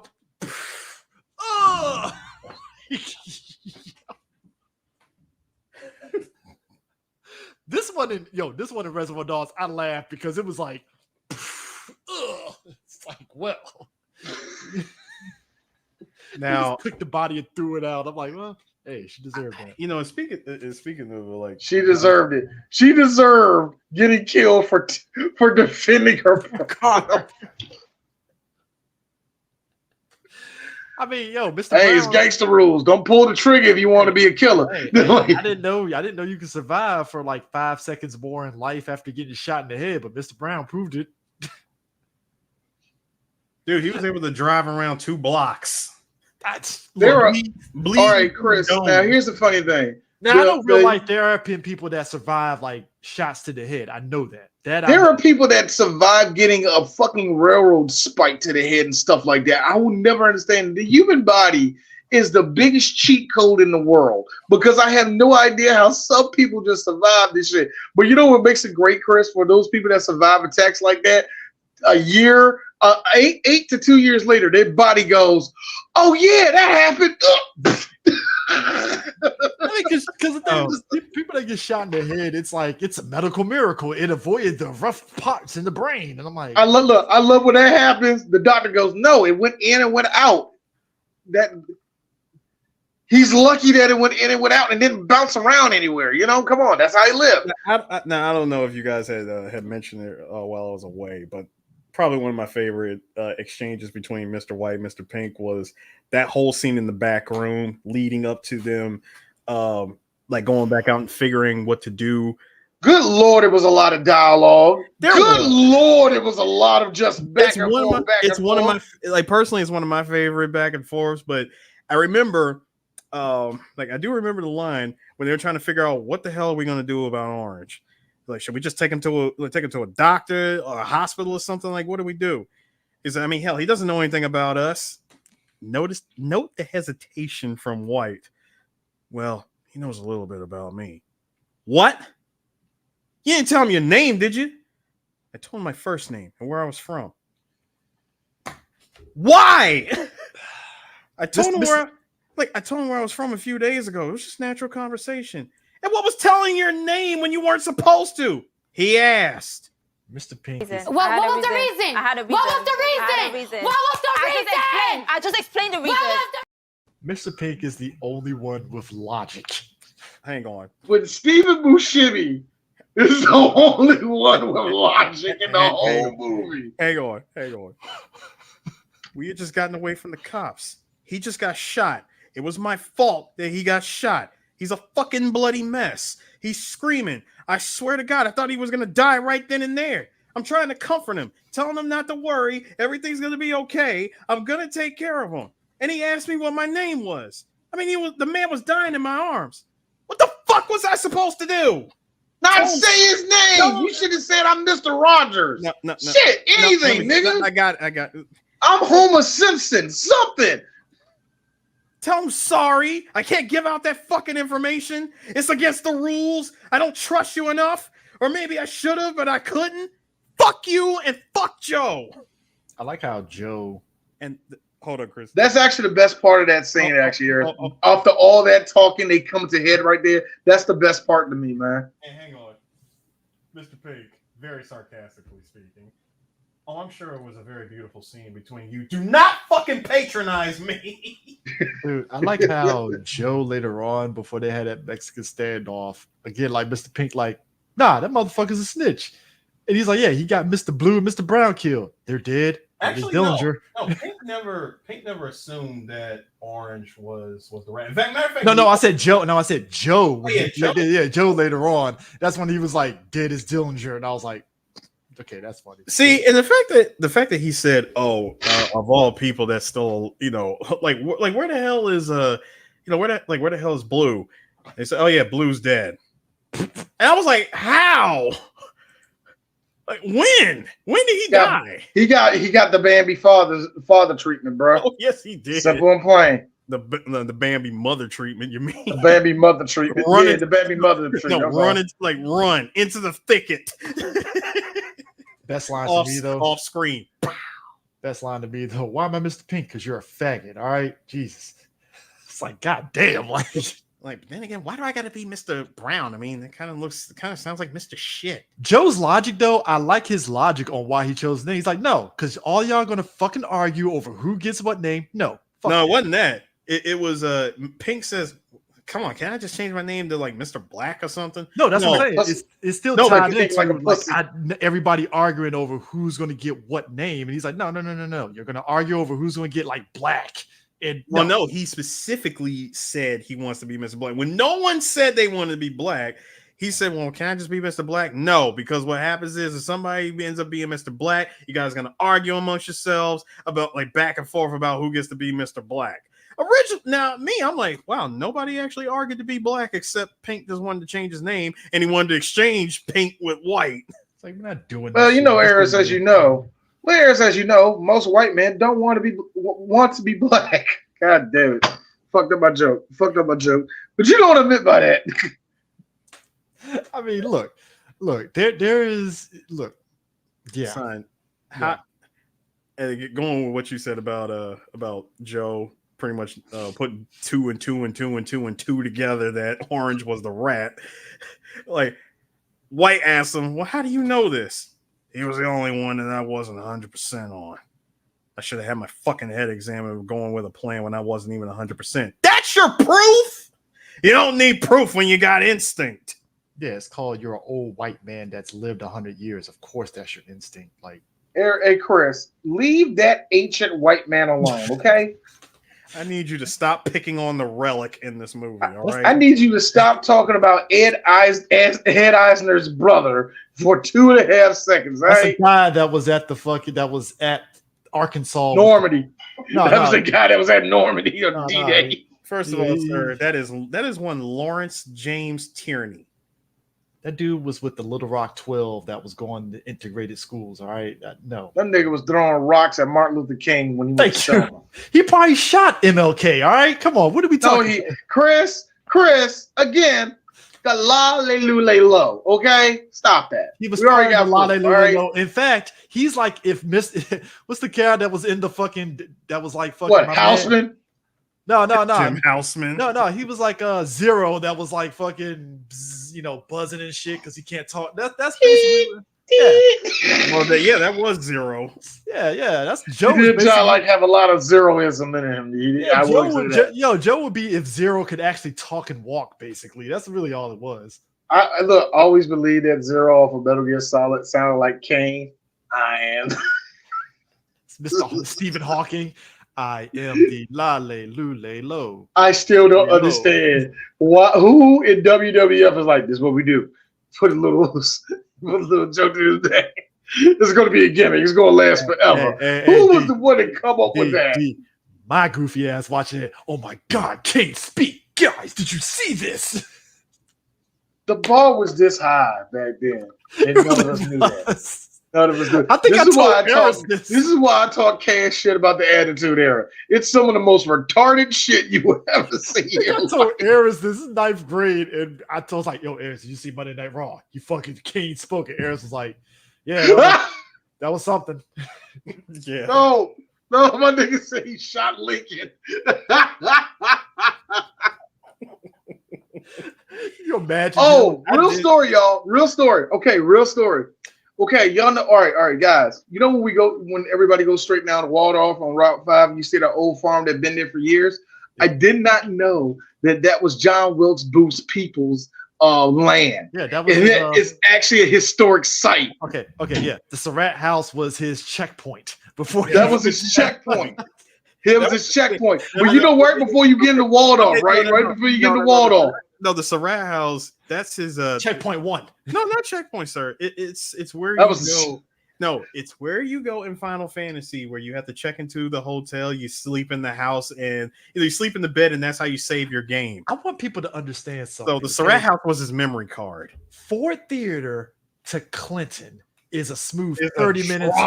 30 minutes on a good day. Okay. Wait a minute. Ford Theater from Clinton. 30 minutes on a good day.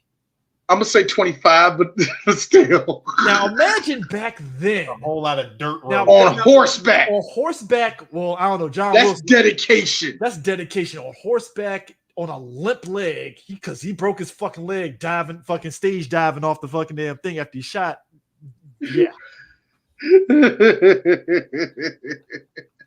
John Wilkes Booth hauled ass down south to a Point Lookout, and that was a ride. I want to know how they see. That's the shit that get me. Was just people were they just killing the horses back then to get that far in that amount of time, man? Because even if I give you a full 2 hours, that's still ridiculous. D, to answer your question, yeah, if the horse happened to step into a gopher hole and fuck up his leg, then yes.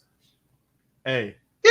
Brian ain't wrong on this one because they really did make John Wilkes Booth like a badass after he shot Lincoln. Bullshit.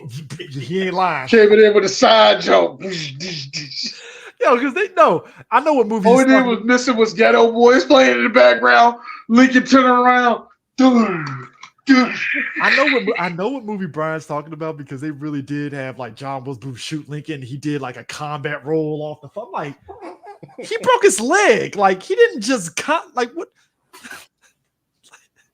That motherfucker shot him, jumped over the banister, fell onto the motherfucker. It's like Abraham Lincoln Vampire Hunter. That's a goofy ass movie, by the way.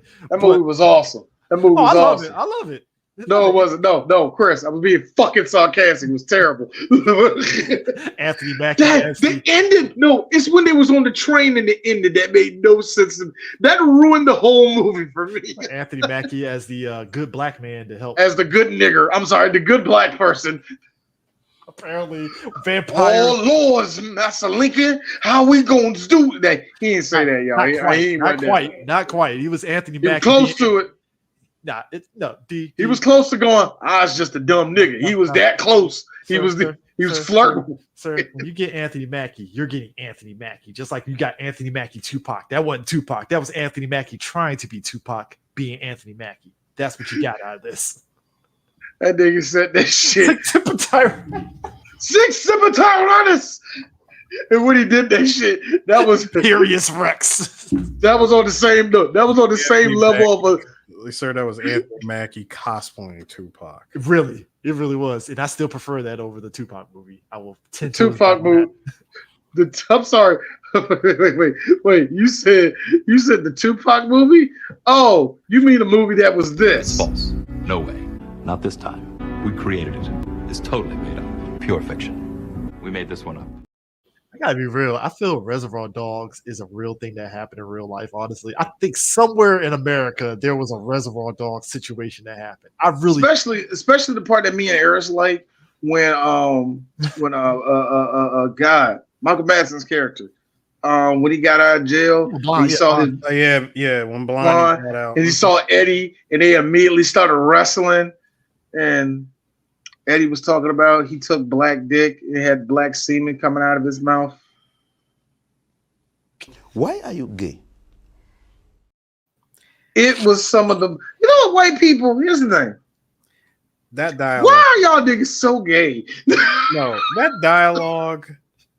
It was like he was jealous, wasn't it? No, but he had a black guy. Hang on. First of all, First of all, the wrestling in The Office. Die. Okay. And then second, hey, it's like, hey, Dad, you see that? He got me on the ground. He tried to fuck me. Brother, what's that? What's that, brother? Like how Joe went peak white dad and said, "Quit playing grab ass." Basically, Man says, stop. Like, enough of that shit. If you want to roll around, you do it at his office, not mine. Take all your gay activities to your place. I'm not saying I'm against it. I just don't want to see it. Sir, that is a man that was born in 1919. You know he is racist and homophobic. now make America great again. He would not be of this world long enough to even utter those words, sir.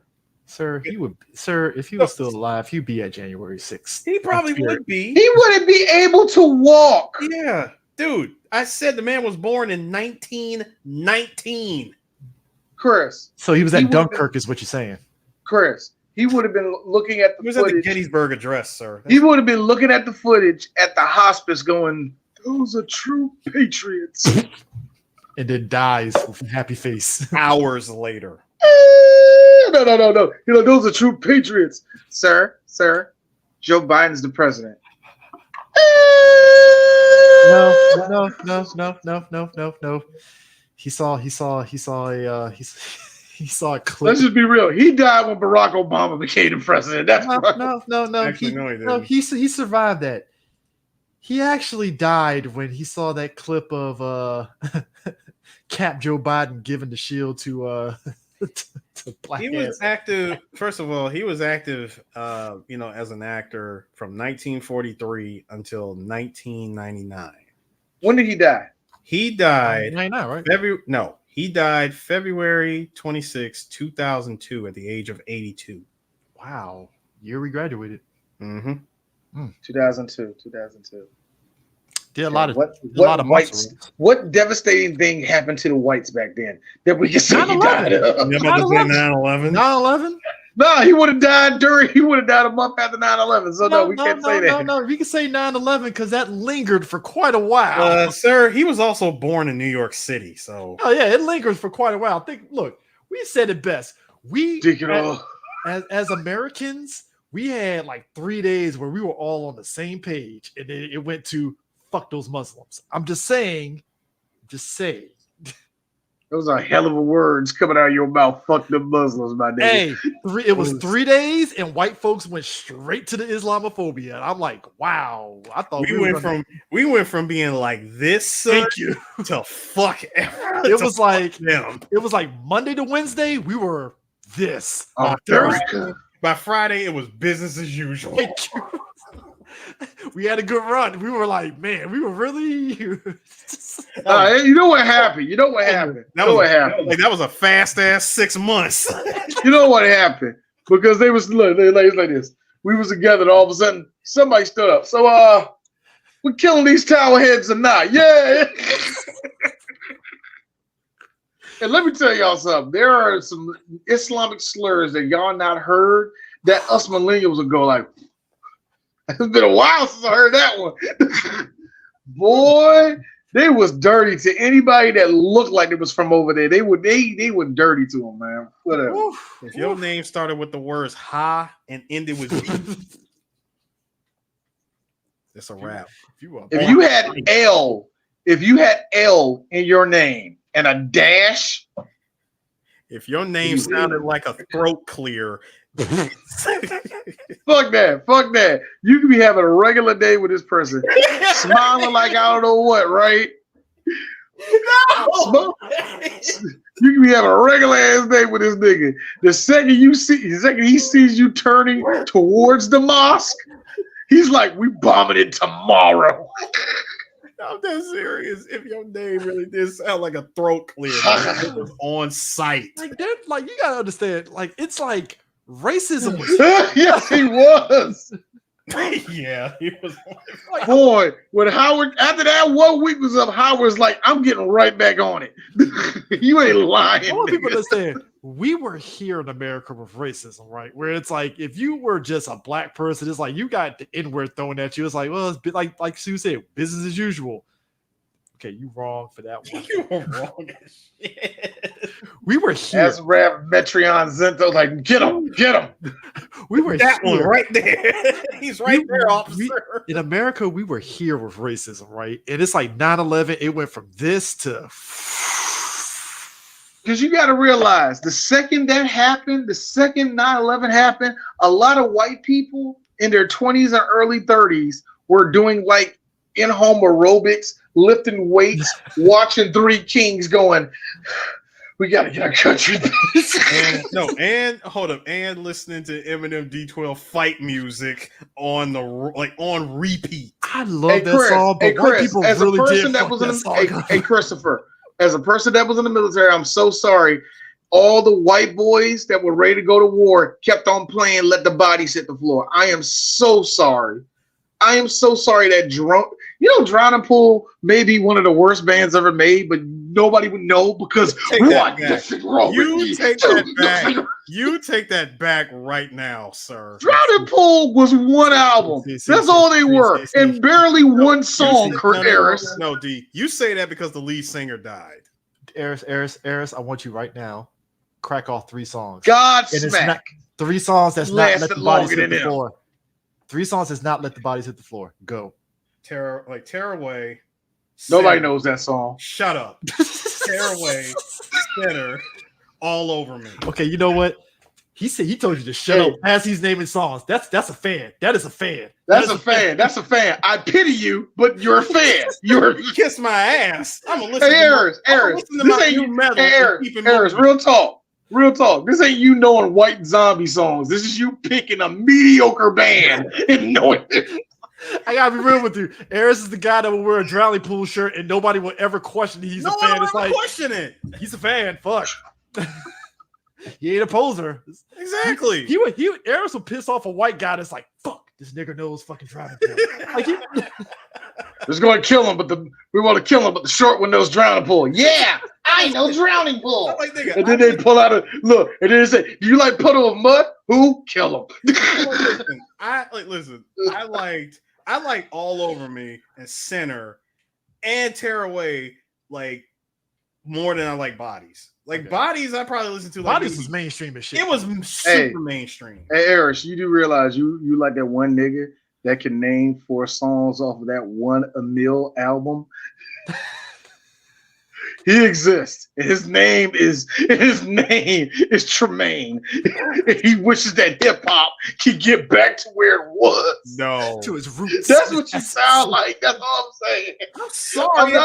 This is not you like Jimmy Eat. Look, nigga. Like the God. No, I'm just saying, nigga. This is not you. This is not you spitting off Jimmy Eat World songs. Okay, you're spitting off. First off, I don't know a single black person that listens to Jimmy Eats World. Oh, they're quite Eris. Hey, Chris, I'm sorry to say this to you. There's quite a few of them.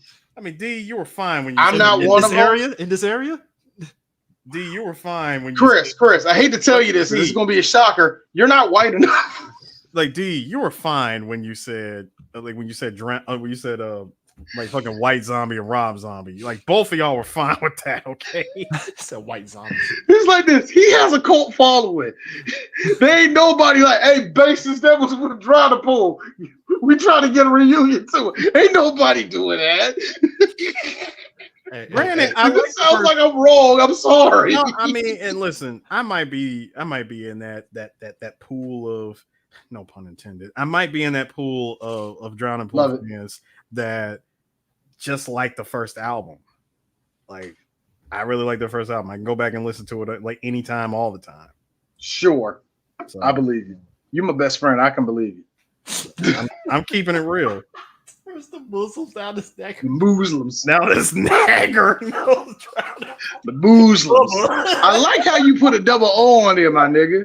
Like, there was no need of you doing that, but you did it. And I love the fact that you did it. The message boards back in 2001 was saying all those things. I like how people. I like how. He likes Jimmy Eat World. Oh, whoa! Get that man! Whoa! You see, he's probably already singing that shit. Oh, whoa! Hold on. To book in that. We got the echo. Oh, we're echoing. I don't know who's echoing. Okay, cool. But nah, we cut to Carson Daly looking like he's dying inside on TRL saying, now at number 2, Jimmy Eats World. One of these 18-year-olds give me head. Look. Look. I hate to tell y'all favorite rappers and rockers and TV personalities all slept with underage girls. You're just gonna have to deal with that. Looking at you, Pauly. Have to deal with that. Looking at you, Pauly Shore. Love you to death, but look at here. Look. Looking at you, corpse of DMX. Oh, I know you did some dirt. I love X. I love X. That screamed like a nigga that stayed outside of a high school one time. Sir, if art imitates life, Belly was the true story of him getting with Vita. So, Eric, hey, Chris, stop that. That was Irv Gotti. Anyway, Irv Gotti is the epitome of that too. My man, Irv Gotti stood outside of a high school waiting for Ashanti to look at him. Ashanti, I like that one.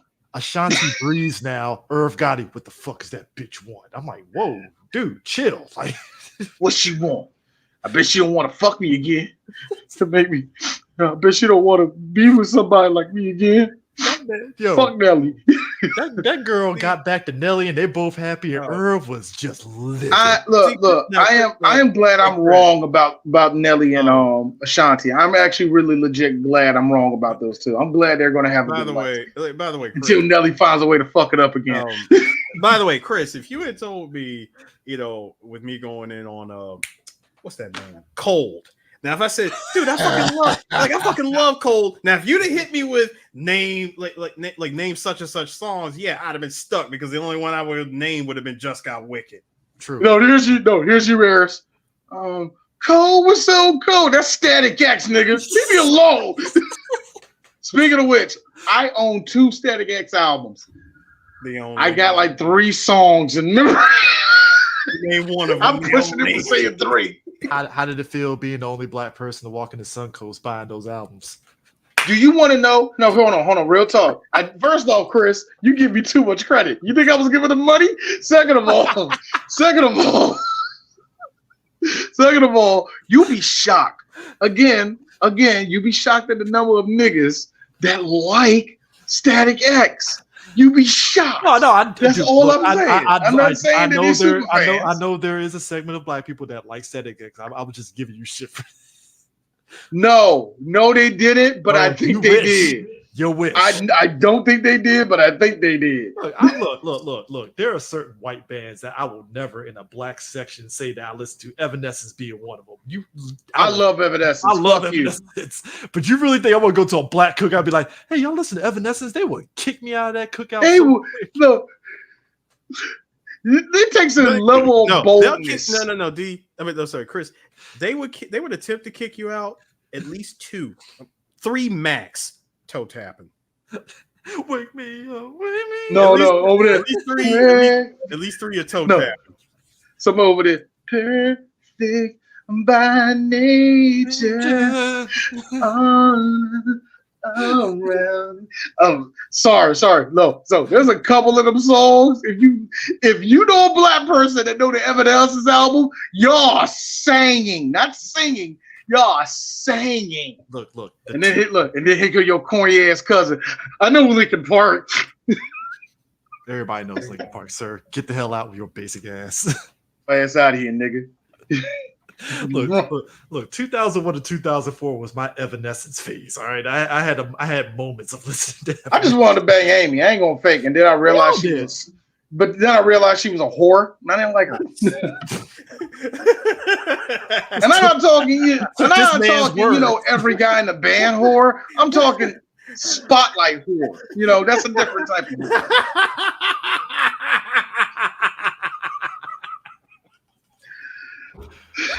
Speaking of which,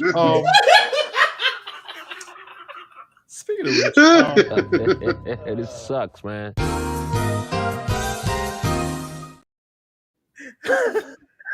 the story that Mr. Orange tells about the bathroom, I laugh because there's something surreal about he's telling the story. It's the most unbelievable, believable story.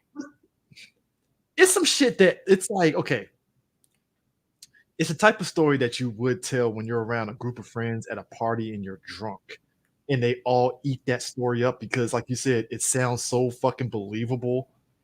And I think that's what makes that whole thing of him being undercover work that he was that when his boy told him you don't have to memorize every line by line, but you can still make it up and just give them key pieces and make it your own. Yeah, that's why I said that you got to go into this thing being the perfect actor.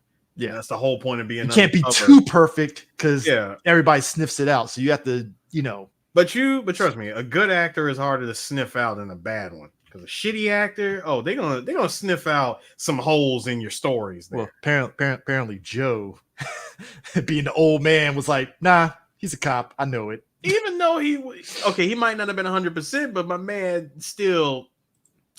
What proof did you have? Because I'm with Harvey Keitel on this. What's your proof?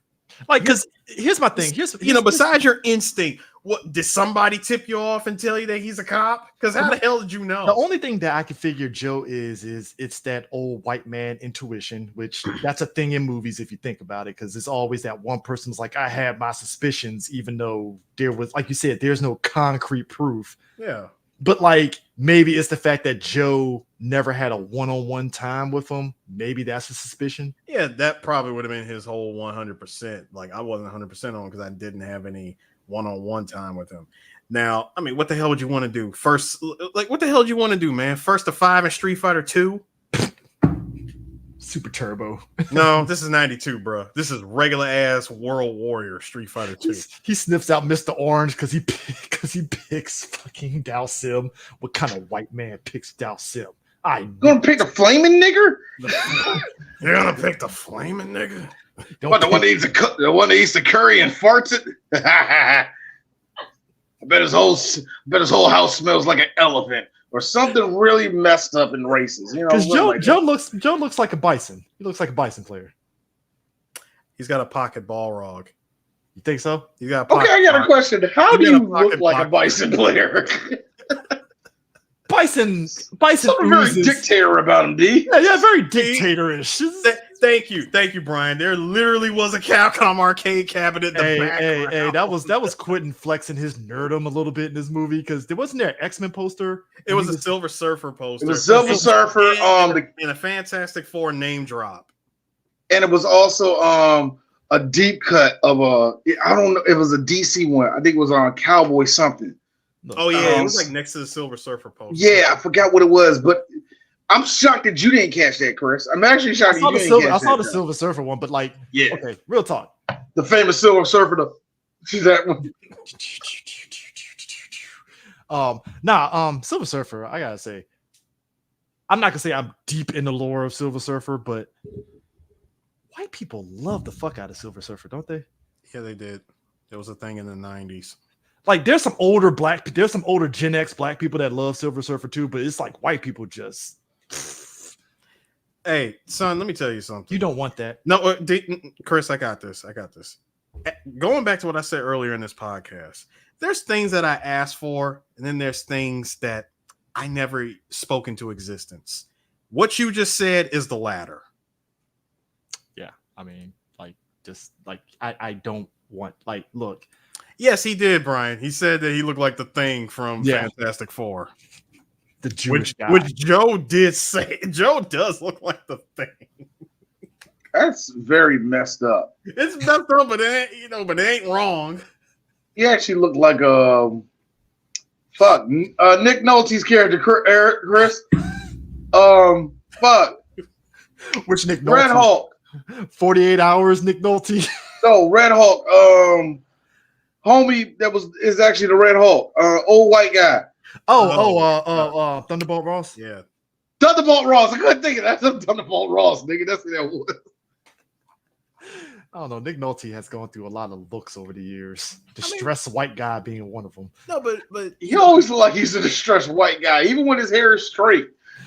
No, but seriously, Chris, like, what outside of not having any one-on-one time? I mean, you got no other proof that says oranges. It's like Pink was the only one, and that's because Pink is already paranoid as is, so it lines up. No, he just knows that somebody is a rat. He just couldn't prove it. Well, he went to Mr. Orange because he was like, it's that motherfucker, and Mr. White had to talk him off edge. That's hence why they went in the back and had a smoke and was just talking, which actually no,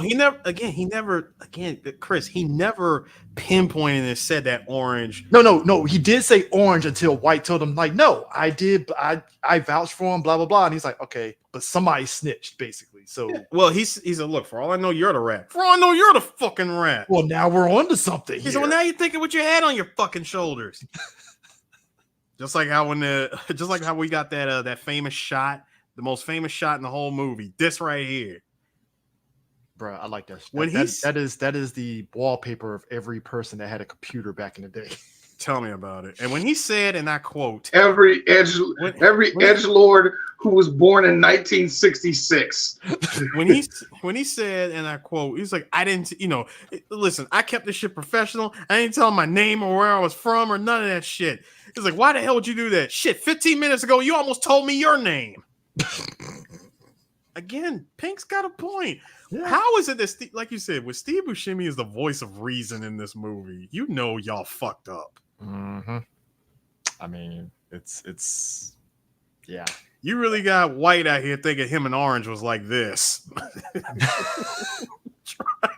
I don't know. That felt like Chris Penn and his dad to me in that picture. Look, man. Don't worry, we be all right. Eddie, listen, we got to play. That was them walking over the blonde. Hey, don't worry. It's the in and out job. Dude, Eddie and Joe. You did time for us. You did time with us. Eddie bring him in. Dude, Eddie and Joe were like the father and son that go to fucking Yankee baseball games and shit. Or LA Dodgers games or something. No, they look, it's so funny. They look like the father and son that will go to a strip club together and just be cool. That too. Just be cool getting their rocks off together. You know what I mean? I can already imagine Joe. Like, so Eddie, you're telling me you just want to throw dollars at these whores? Come on, Dad. I'm gonna get the black one and we can fuck it together. That's my boy. Hey, the peak. We was close to that. Don't block your face. We're dealing with Quentin Tarantino. I'm cool with the black people, Tarantino. Okay, that is such low-hanging fruit to me. The peak '90s of this movie, though, to me, was everything. No. Chris Penn, besides that loud ass tracksuit, that fucking fat ass phone. That loud ass tracksuit that was 5 years older than what it needed to be. That fat ass phone that he had as he's on the phone talking and stuff. Like, that big old brick plastic. Yep, that burnt, that that eggshell white phone he had. I gotta ask y'all this: what's the origins of mobsters wearing tracksuits? It's casual wear, man. Not every comfortability. No. Hold on. I can tell you what I think, what I would like to believe it is. The guys that you see rocking this, just bear in mind, it's just the top half of the tracksuit. Because he's wearing some regular ass pants under that. Anyway, you're right, because white dudes will wear a tracksuit like that and we wear slacks with it. Yeah, it makes sense. They wear slacks with it. Like they're trying to be a fucking coach or some shit. But anyway, him wearing AAU coach and shit. Like him rocking the Nike tracks, like the track jacket. Those are the gangsters that don't have to do a whole lot. They can do everything from that brick phone. They don't necessarily have to go in on jobs because, again, they've reached that upper echelon where they got workers to go do everything. That was a big ass brick phone too. It was, and again, I feel like the tracksuit. He can do everything from the brick phone. And again, the tracksuit. Hold up, the tracksuit, and the jewelry. Yeah, that hair. Bro, I think it's a combination type of thing. It ain't just one thing. you just run. Matter of fact, you're an operator. That's what you are. You're the operator. When shit goes well or shit goes south, you call this guy. I mean, tell me, am I wrong? I mean, you're not wrong. You call nice guy Eddie, like when you need to get a hold of somebody. Because let's be real, are you really gonna go to Joe knowing that you technically successfully completed the diamond heist, but at the same time, you got a bloodbath on your hands? Yeah, you're right. That's why when D said that, like you fucked up the diamond heist. No, fucking up the diamond heist means you didn't get the diamonds. They did actually get the diamonds. They did. And Pink stashed it somewhere. And I don't think Pink stashed it. Did he stash it? He stashed it before they went to go back out to ditch the cars, basically. Because again, I had to make sure that this place wasn't a police station when I got here. Which, funny enough, that is, God damn it, man. That is part of the mission in that fucking Reservoir Dogs game where you're escaping the police. You have to actually go to a place to stash. Okay, Chris, did you play this game? I'm sorry. Back when the game came out, I watched the playthrough on YouTube, and because I wasn't going to buy the goddamn game. So I was like, let me watch this shit. Because X-Play, I think, gave it like a 1 out of 5 or some shit. Oh, it was bad. It was terrible. It was quite terrible. So I was like, I'm just going to watch this shit on YouTube and just see it. And I'm like, yeah, I'm not paying for this game. Because bear in mind, folks, movie tie-in games to this day are still wonky as shit. Like it really is, because like for every Reservoir Dogs game, you get a dope ass game like the Warriors from Rockstar, or X-Men Origins Wolverine. Yeah, which that's what I put in the category of surprisingly good game that nobody saw coming, kind of thing. Like, because let's be real, the game that had no business being. Yeah, because all of us wrote this shit off like this game gonna be trash, and it's like, oh fuck, it wasn't trash. God damn. You're like, wow, this game actually was good. I'm still gonna say it's because the movie sucks so bad. That's why we all say that. Well, the fact that here's the thing, it's one thing that when movies put out a video game to tie it in where it just takes place sometime either before the game. Sometime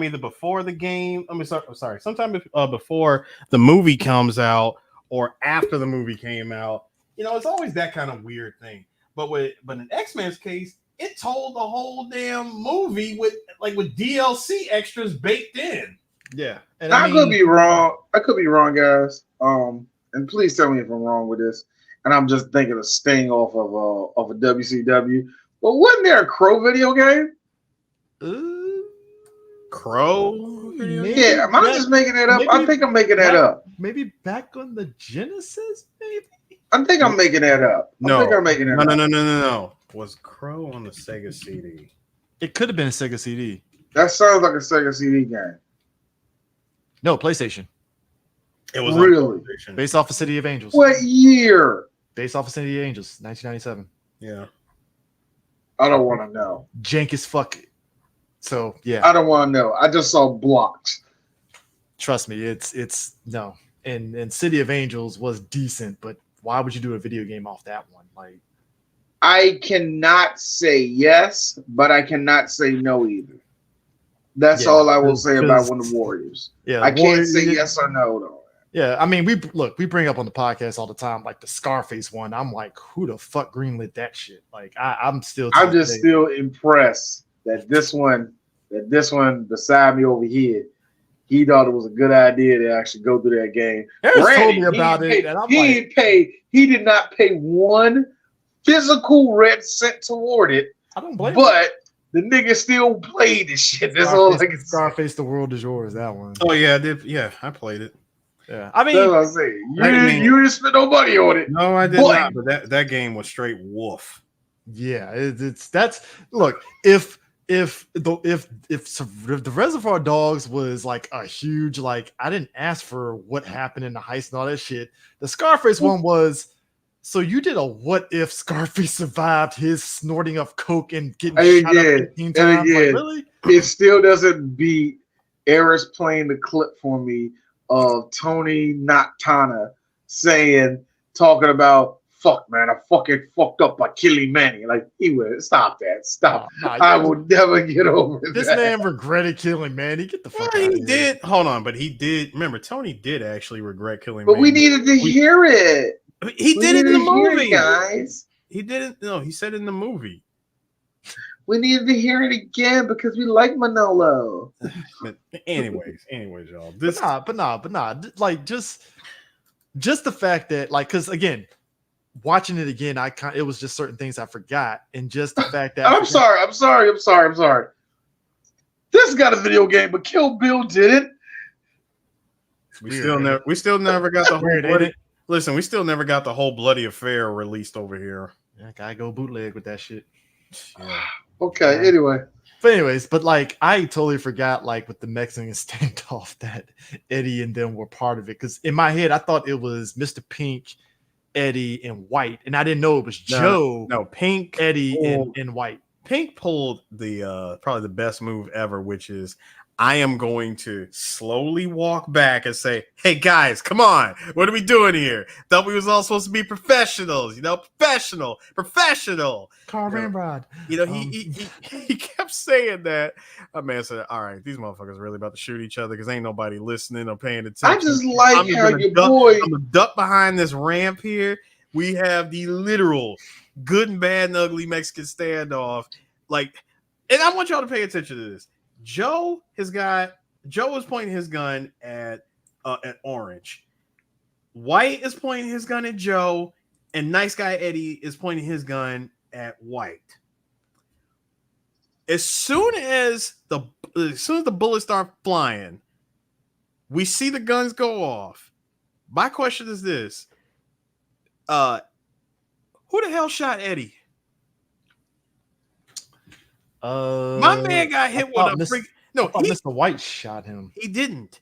He didn't move. He did. He did. No, he didn't. He didn't. Eris, I remember I sent it to you. Now, you want to know why? No, you want to know why I say he didn't?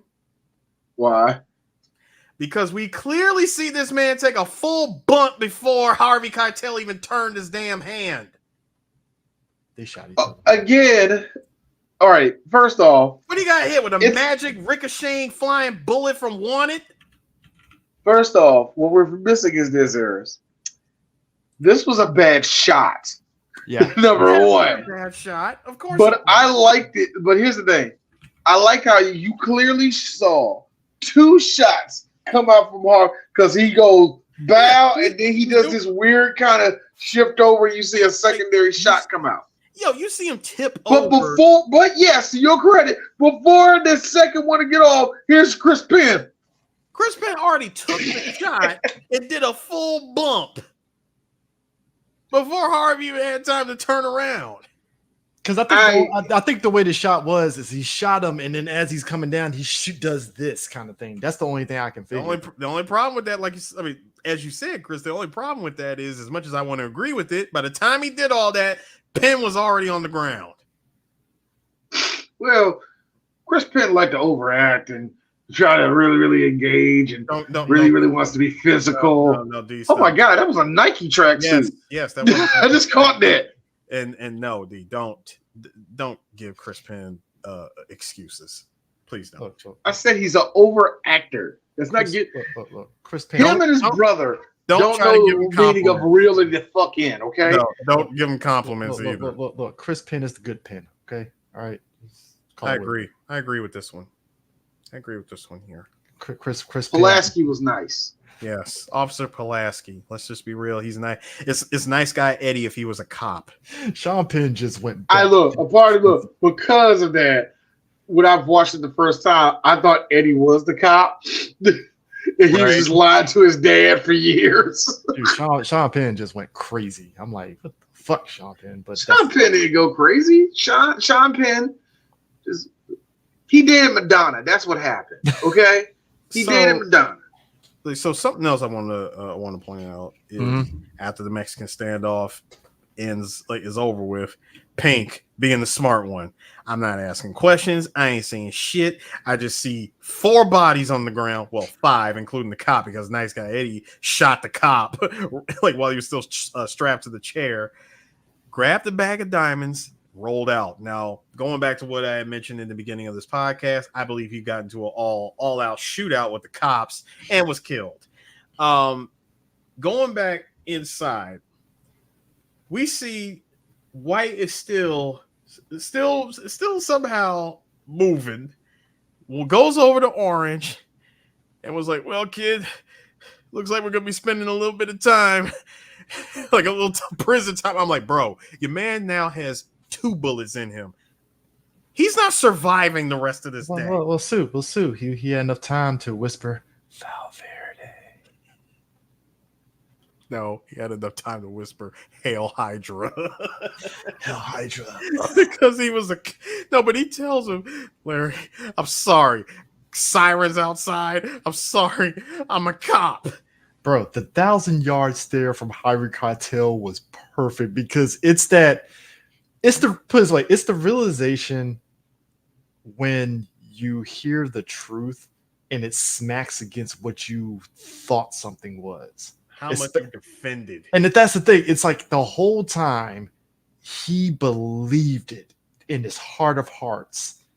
And just the realization that by virtue of him believing that, he basically fucked everybody up over in the grand scheme. Now, granted, let's go with the idea that Mr. White did believe others that, hey, my man wasn't there. I think they still would have been fucked because the cops were chilling outside any fucking way. Yeah, the cops are outside, which also goes back to what Pink said earlier. How do we know we don't have a million fucking blue boys like staking out this place right now? Thank you. And that was at the beginning of the movie when he said, they were trying to figure out where the hell is everybody. Joe's not here. Eddie's not here. None of the other guys from the heist are here. Like, where the hell is everybody? And even to the point that when Orange told the cop, like, yo, the cops are like a couple of blocks down from here. They'll be here. I kind of was so the cop, like, why the fuck are they not here? And it's like, what the hell is that? Like, what the fuck ain't they here yet? He said, look, they're not going to make a move until Joe Cabot sticks his face through that fucking door. I'm like, wow. Which, funny enough, I like how Eddie just shot the cop, like, oh, this cop. It's like, well. So, he said, this cop, one, you say that Blondie tortured him, cut his ear off. Better or worse after shooting him. I do like how Pink is looking at him like, he is right though. The ear is completely hacked off. It's like Fair. I think that whole thing of that 1,000-yard stare of White having, Orange. That realization of him knowing that he just been told that he was a cop. I just like how he's just crawled on to still doing that weird thing where he's like holding his hair in his face. We're gonna be okay. We're gonna be okay. Notice as he's holding him, and the moment he heard him say he's a cop, notice that bullet wound just hurts a whole lot more. He's like, he pulls out the pistol, got it aimed at his face. I'm like, oh, he's about to do him. Even if he dies right here and there by the cops shooting him, he's definitely gonna get that last shot off. The cops coming in there telling him to put the gun down. We're gonna blow you away, man. It's over. Like, put it down. First gunshot. I'm like, oh yeah, Orange is dead. And the cops unloaded. They just started chucking bullets at him. And then I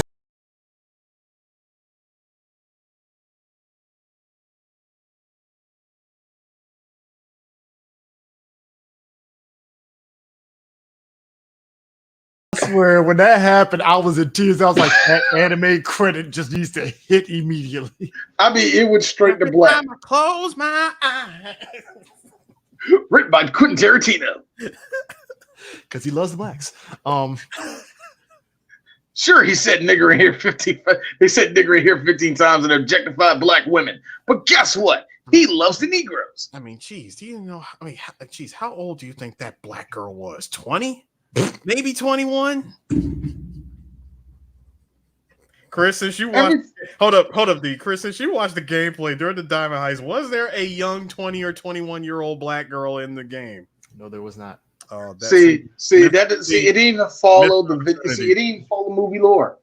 Didn't follow the movie lore, so you know what that Hey, means? at least in the Scarface one. No, you know what that means? You know what that means then? This is an Elseworld version of Exactly. I mean, the whole game. See, at least in the Scarface one, you got to fight the DS brothers. So, like, come on, there was at least some consistency there. And you got to see Gaspar Gomez. You know, here's my thing. You did not. Yes, you did. You're right. You did tell me that. I'm about to say, in theory, okay. In theory, I can understand why they did the game, but it kind of goes back to the thing of sometimes you don't need to see stuff. I didn't need to see the fucking Diamond Heist. Because the Diamond Heist is inconsequential to what the story is telling to me. Not to mention the fact that the Diamond Heist the fact that the Diamond Heist is kind of like a mystery thing in this movie adds to the movie. Putting the actual Diamond Heist in the movie, number one, you would have made the movie long as hell. Mm-hmm. Number two, it would have been expensive because, again, this was an independent film. But I think the thing is, though, just by virtue of the characters, because just that line from Mr. White and Mr. Blonde on, like, what happened, that told me enough. I don't need to see this shit. Just the fact that, hey, he told them people don't press the button and they did it anyway, and then he shot them. It's like, okay, I don't need to know anymore because at that point you told me what happened. That's why shit went south. Okay, cool. I don't need to know. I'm good. Huh? At least from a point of the storytelling, it wasn't trying to tell you the story of what happened at the heist. The important part was what happened the second heist was over. That's when the actual story started up. Mm-hmm. So if there was anything, the first board should have been just that. But actually, I don't know how you can build a video game off of this shit. It's so stupid to me. Number one, you waited way too fucking late to make a video game based on this movie. I mean, if you look at the time period, though, that was. But then again, James was trying to do movie tie-ins. Then again, adaptations. Then again, this is also an industry that made a video game based on The Thing, which was actually decent. You're being nice, Chris. But no, what I'm saying, it wasn't good. It wasn't good. The idea, let's put it that way. The idea of it was decent. It's kind of in the same category of how we got these alien video games that's supposed to take place, I guess, in between Alien and Aliens and shit. And it's like, Chris, all right. Sure, I guess. And I mean, we're about to get another Aliens movie that takes place between both films. And I'm like, sure, I guess. Got you. You know, couple of things here. Chris, put it this way. Imagine, if you will, in the last game, wasn't the one where it's Isolation, what it was? Yeah, Isolation. Isolation. Yeah. Imagine right at the last board, right before you get out, the story goes, you see a hand come out of nowhere, grab you and bring you on to a different ship and you fly off. You're like, oh, thank you so much. What's your name? My name is Ellen Ripley. You're gonna be like, bullshit. That's what the thing video game did. Because the second you saw a helicopter show up, you saw the Gaucho hat, you were like, yeah, and the fact that McCready, and the fact that he name dropped himself as RJ McCready. Shut up. Just like the prequel sequel thing movie that came out where it ended with the dog running out in the helicopter. I'm like, get the fuck out of here. To give it up, you're kind of right. Hold on. First of all, the dog ran off, and it was the Norwegians that hop in a chopper and ran after it. Now, hold on. Now, what happened to Elizabeth? What happened to Elizabeth's character? Well, apparently, I think for what I read, she didn't even make it to the Russian outpost. She never made it. I heard that she actually died on the way or something. Off screen, like, what the fuck? Which is why there were no women in the 82 version of the thing. But anyway, a couple of things I want to mention is, of course, I'm all about learning about production and seeing how this is one of my favorite movies. So Quentin Tarantino was working at Video Archives, which is a video store in Manhattan Beach. He originally planned to shoot this movie with his friends on a budget of $30,000 on a 16mm black and white format. Now, was it with the producer Lawrence Bender playing the cop who was chasing after Mr. Pink? Bender gave the script to his acting teacher, whose wife gave the script to Harvey Keitel. Keitel liked it enough to sign on as a co-producer, so Tarantino and Bender would have an easier job finding funding. With his assistance, they raised up to $1.5 million. Keitel also paid for Tarantino and Bender to host casting sessions in New York, where the duo found Steve Buscemi, Michael Madsen, and Tim Roth. Now, John Cryer was asked to audition for the role of Mr. Pink, but he backed out at the last minute. Viggo Mortensen and George Clooney also read for roles as well. While Tim Roth's agents originally wanted him to be Mr. Pink or Mr. Blonde, but he preferred Mr. Orange because he would be an English actor pretending to be an American playing a cop pretending to be a robber. Cool. Layers. Cool. So the film contains, not against it, but so the film contains multiple homages to other films. Tarantino said that Reservoir Dogs was influenced by Stanley Kubrick's 1956 film noir, The Killing. I didn't go out of my way to do a ripoff of The Killing, but I did think of it as of My Killing, my take on that kind of heist movie. Like, the film's plot was also inspired by the 1952 film Kansas City Confidential. It was also inspired by The Big Combo and, of course, the spaghetti western Django. That was actually that Django actually inspired the scene from the cop being tortured in the chair. Now, having the main characters being named after colors, that was first seen in the 1974 film. The Taking was a Felon 1, 2, 3. The film also contains key elements similar to those found in Ringo Lam's 1987 film City on Fire, which Tarantino praised and mentioned it as a major influence. This is where it got funny.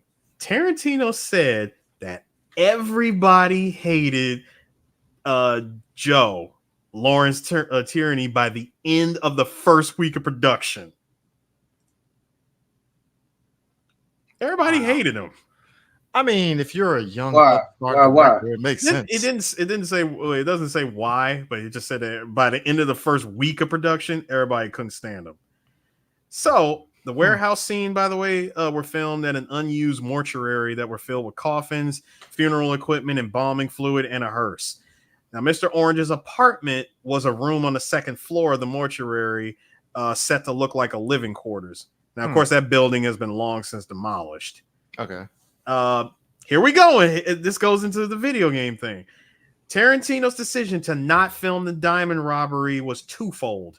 The budget, number one, budgetary reasons, and to keep the details of the heist completely ambiguous. By not showing the robbery and have the characters describe it, Tarantino explained that the film is allowed to be about other things. Similar to the way in which burglary in the Glengarry Glen Ross and its film adaptation is discussed, described, debated, but never shown. Tarantino compared the technique to the work of a novelist, and he said that the film would be something not seen and to play with a real time clock as opposed to a movie clock ticking. Yeah, that makes sense. That tracks. Because, like I said, at the end of the day, you don't need to see it. Yeah, I agree. You don't need to see it. And you also didn't need to make it a video game either. I mean, well, that's the thing. Like I said, sometimes people have. I think it's one of those things where when you do a video, you stop it right now. Yeah. No, I shall not. Yeah. Look at this mess. Yeah. Look at the graphics. Mm-hmm. Look at that. Lionsgate. Mm-hmm. Okay, hold on. First of all, Cap Winner, that RoboCop game is actually good. Yeah. I mean, my thing is this, like, in idea, I can understand you thinking that you can do a Reservoir Dogs game because you're trying to tap into that fandom that loves the movie, but it's like, and at the same time, it's like, as I said before, what I've solved the game from beginning to end, it's a lot of padding in that game. It's a lot of padding. The most unnecessary padding. And it shows even more why we don't need a game based off the fucking heist, because you're doing so much padding for what? Like, come on. We don't need to see the build up for it. We don't need to see the planning for it. Like, for what? Like, come on. Like, it's just kind of dumb in the grand scheme to even just do it. So, you know. They're like, if you want to make your own heist game, go ahead and make it. You don't have to copy anybody. And I think because the GTA series was really good at showing homages to different movies like that, people mistook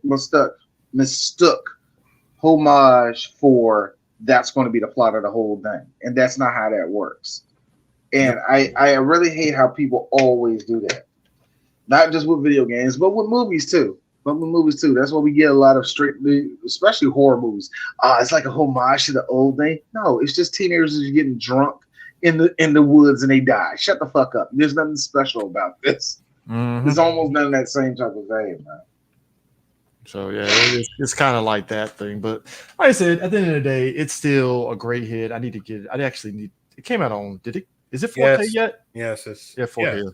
Yeah, 4K Steelbook. I definitely 4K. Get that and stuff. But yeah, 4K. No, I actually like the 4K Steelbook because it comes with the slip case. The cover is the cop. You slip the case off, it cuts off the ear. God, I'm sorry. What? That's crazy. Yeah, the 4K Steelbook. The 4K that's kind of creative. Yeah, the 4K Steelbook is a slip case, and sliding the slip case off slides the ear off. Wow. Pretty dope. Wow. Yeah, what do we got next on the docket? Oh, wait a minute. Oh, what? So Tarantino, he revealed in June a couple of years ago that at one point he was considering remaking Reservoir Dogs as the 10th and final directed film, but he quickly said he won't do it. Tarantino is always, even though he said that, Tarantino says a lot of stuff and walks it back because he just, at least to me, I feel sometimes Tarantino talks for the sake of talking. Yeah, true. So he's never came off as somebody that wants to remake some shit that he already did before because it smacks against his ideal of movies. Tarantino does do that a lot though, because Tarantino is not so much that he wants to give anybody a false impression of what he's going to do. Yes, it's just Brian, that he just have a lot of ideas flowing, and that's what falls out when he says that. Yes. I want to see Chris Penn's flop sweat in 4K. Yes, it's a very, very emphatic yes. I want to see it in 4K. In fact, I already want to see all that movie on 4K. You want to see all that cherry sauce they throw on Tim Roth in the back seat. Close enough. But I am curious to know what is this final movie going to be? Because he's only got one left. We said before, I still don't think it's going to be a final movie with him. I think it ain't going to be a final movie. But whatever movie we get next, and we're like, this is last one. I don't think it's going to be a two-parter. I think he's going to do one, and we're like, oh shit, that's his last movie. Hey guys, look what I got. It's going to be that bull crap. I don't know. I don't believe he's going to have an ending to his career. Because if he did, he would have done it already to me. No, that's all I'm saying. No, I don't believe that because he's done other jobs. Like he has wrote and produced plenty of other things, and he's been an executive producer to a bunch of stuff as well.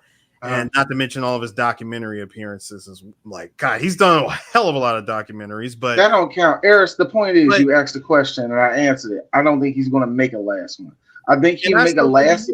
I think his last one will be when his heart stops. Honestly, I don't think he's never going to stop filmmaking. I don't think he can make a film, but will he be will he stop being a director? Yes. I do believe I don't think so. Director. I don't think so.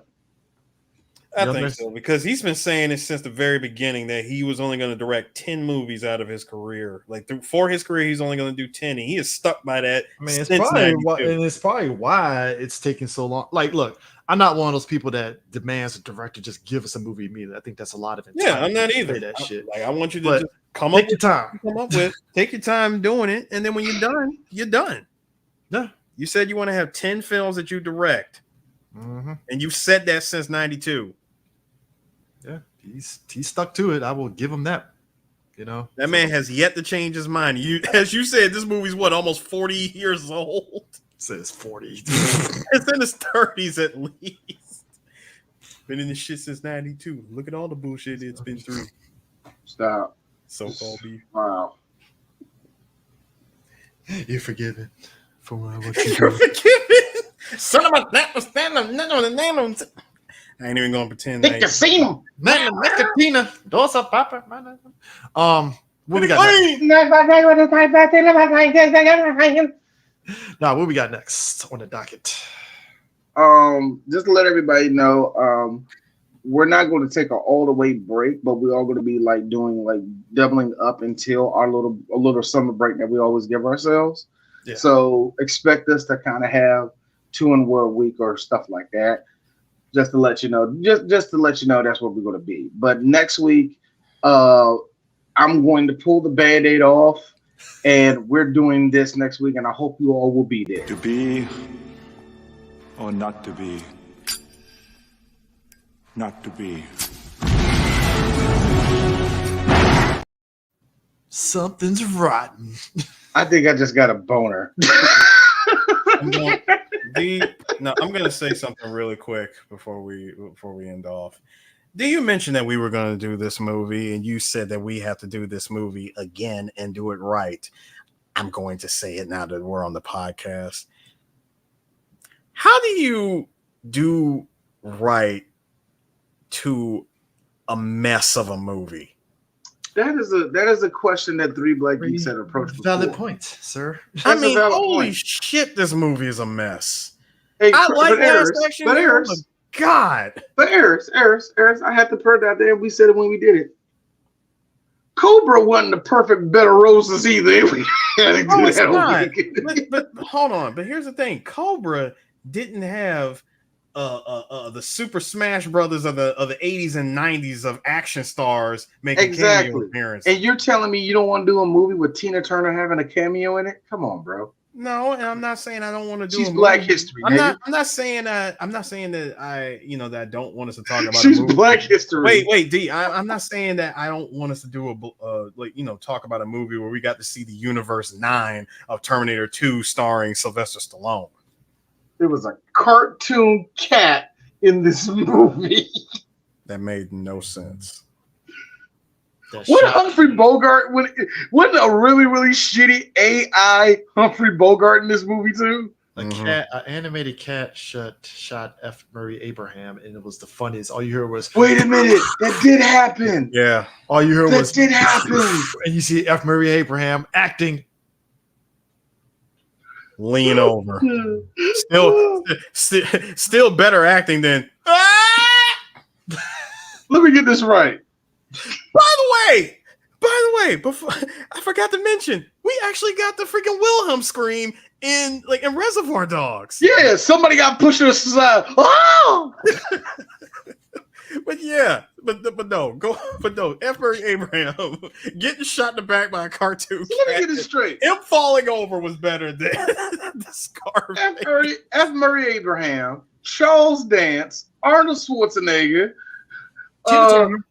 Tina Turner, Wesley Snipes was in this movie too. Jean-Claude Blinky and Miss, he didn't know he was getting filmed. What's his name? There was a bunch of people in this Sharon movie. Stone, Robert Patrick. Sharon Stone was in this movie. I forgot about that. Because they used all the movie characters from Basic Instinct and Terminator. And then we got the best joke ever, Stallone as the Terminator. And I got to say, I want to see that version of the Terminator. Like I said, Universe 9. Also, that is a Universe 9. Also, our man, not the 360, it's a 180. I said Charles Dance. Yeah. Charles Dance. Charles Dance. Yeah, I keep forgetting his name because I'm thinking. Yes, Charles Dance. Charles Dance, who has a thick resume. You know who should have, who could have benefited from being in this movie? Go ahead. Bennett from. Shit. I forgot his name. God damn it. Vernon Wells. Vernon Wells should have been in this movie. He probably was, and we don't know it. Nah, he wasn't. He should have been in this movie. Bill Duke should have been in this movie. Carl Weathers should have been in this movie. Look, all I'm saying is, Carl Weathers was being forgotten by white people at that weird moment. You remember when white people like was riding them, and then all of a sudden like 93 hit? It's like fuck them. They threw them over in the trash. Like it was during that time. Yeah, it was a little movie called Action Jackson. They said, yeah, we're never giving him a starring role again. Yeah, we can't give this coon anymore. We can't have this coon take up any more space. And the man by Adam Sandler was like, I like Carl Weathers. Get him in this movie. Come on, Adam Sandler. Come on, he was in The Predator, or whatever movie he saw. All I'm saying is, folks, get yourself a lady that looks at you just like Vernon Wells looked at Matrix. Bennett looked at Matrix. You're getting old, John. Hey, John, it's gonna be you and me. You know that, John. Listen to the Commando podcast. I swear. Two men with knives, shirtless. You want to put this knife in me, don't you, Bennett? Oh, now you're talking to me, John. I love the Australian accent, sir. I love it. I finally figured out my Australian accent is just basically going deep. That's all I can. I can't do anything above like a baritone with Australia, because after that I sound like a dude that's trying to do South African and I fucked it up. So I can't do it. Oh God! Bennett does do naked kata, sir. He does.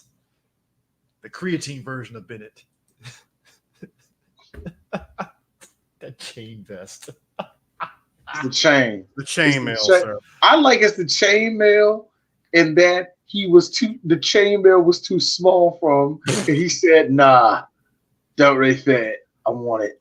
See, as much as I want to agree with that, William Sadler does it better. Yes, he does. All I'm saying is, D. I think Stephen Buscemi doing naked katas would be a hilarious. Yeah. Fuck that face. Yeah. All I'm saying is, D. BlurCon, you need to dress up as Bennett from Commando. Chris. They're going to think I'm Mr. T. Stop that. They are. No one's gonna. First off, no. Ain't no nigga. Even if they know Commando, going to recognize me as Bennett. Stop trying to set me up for failure. They're going to be like, hey, they're going to see me and you go, hey, Scott Steiner. No, CJ, that's like. First off, that's his head. First of all, CJ, that'd be like you telling me to come to BlurCon as freaking Nada from They Live. Who's going to know that? No. Who's going to know that? No one's gonna know I'm Rowdy Pop, freaking Roddy Piper. Hey, Chris, dress up like dress up like the Silverhawk, and not the Silverhawk with a cowboy hat, so you can distinctify which Silverhawk you are. Dress up as a regular ass. He was thinking what I was thinking. I had a cowboy hat already. I'm like, fuck I knew you was thinking that. Here's the sick part. Get my acoustic there were guitar. 2 Silverhawks I knew. There were 3 Silverhawks I knew. The girl one, the cowboy, and the buff one. I don't know the other ones. That's how you know Silverhawk was the lesser of the 2 animated shows. How the fuck did I see Silverhawks every day and I don't remember a fucking thing about it? But you remember Thundercats, don't you? Huh? But you remember Burley? I just know names of the Thundercats. I don't know none of their adventures. Hey, who else is in the world of Dundera? Who else is in the world of Dundera? Please tell me that. The fact that you know the names of Thundercats still puts it 5 notches ahead of Silver. No, you know why I do? You know why I do? Because I got a bunch of Gen Xers who didn't live out their childhood that stuck to Lionel, Panthro. Panther was voiced by a black guy, you know it. And like that's the only reason I know it. Flange, and that's about it. Wait a minute, who was the other dude? Who was the second Thundercat? So basically, okay. The second in command. Basically, you had the main 5 Thundercats. I like how Chris doing this. This is a flex for Chris because it's a big ass Thundercat poster in the background, like I can't see it. Here's the thing: it's the main 5 Thundercats, but here's the thing: nobody can never name the auxiliary Thundercats that came in like a later. There was auxiliary ones. There was 4 Quicksilver, more. Steelheart, Steel-Wheel, the Copper Kid, Bluegrass. Bluegrass was his name. Bluegrass was the cowboy. I couldn't remember his name. I was going to call him Tex. I mean, you'd be close. I would have been close. I was going to say the Oklahoma Kid, and niggas were like, yeah, I remember the Oklahoma Kid. They would just be grinning. Eris would have looked at you like, yeah, it's Bluegrass, Oklahoma Kid. No. Here's Eris. I know Eris.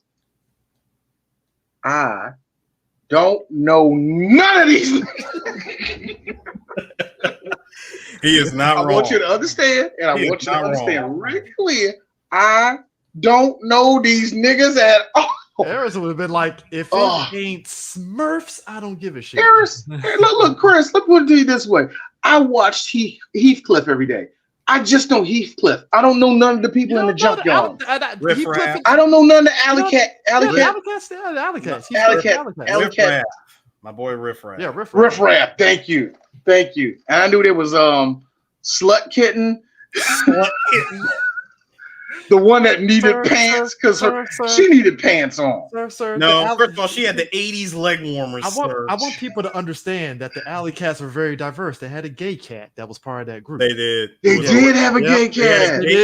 They had the gay cat that was always on roller skates. Yep. That nigga wasn't gay. He was just eccentric. No, let's be real. You also had the fat black one. Yes, because you need a fat black one. Why he got to be black? Because he was. See, I know exactly who you're talking about. I know you exactly. Shut up. Shut up. I know exactly what you mean. First of all, he was strong, D. He was strong. First of all, sir, he was fat. He was black. He was rocking the Winnie the Pooh shirt. Come on, man. I'm sorry. What? Yep. Sonia, Mungo, Worth. Yep. Mungo, and that's what the fat one. You know, it's the fat one's Mungo. The fat one ain't gonna be Wordsworth. The fat one's going to be Mungo.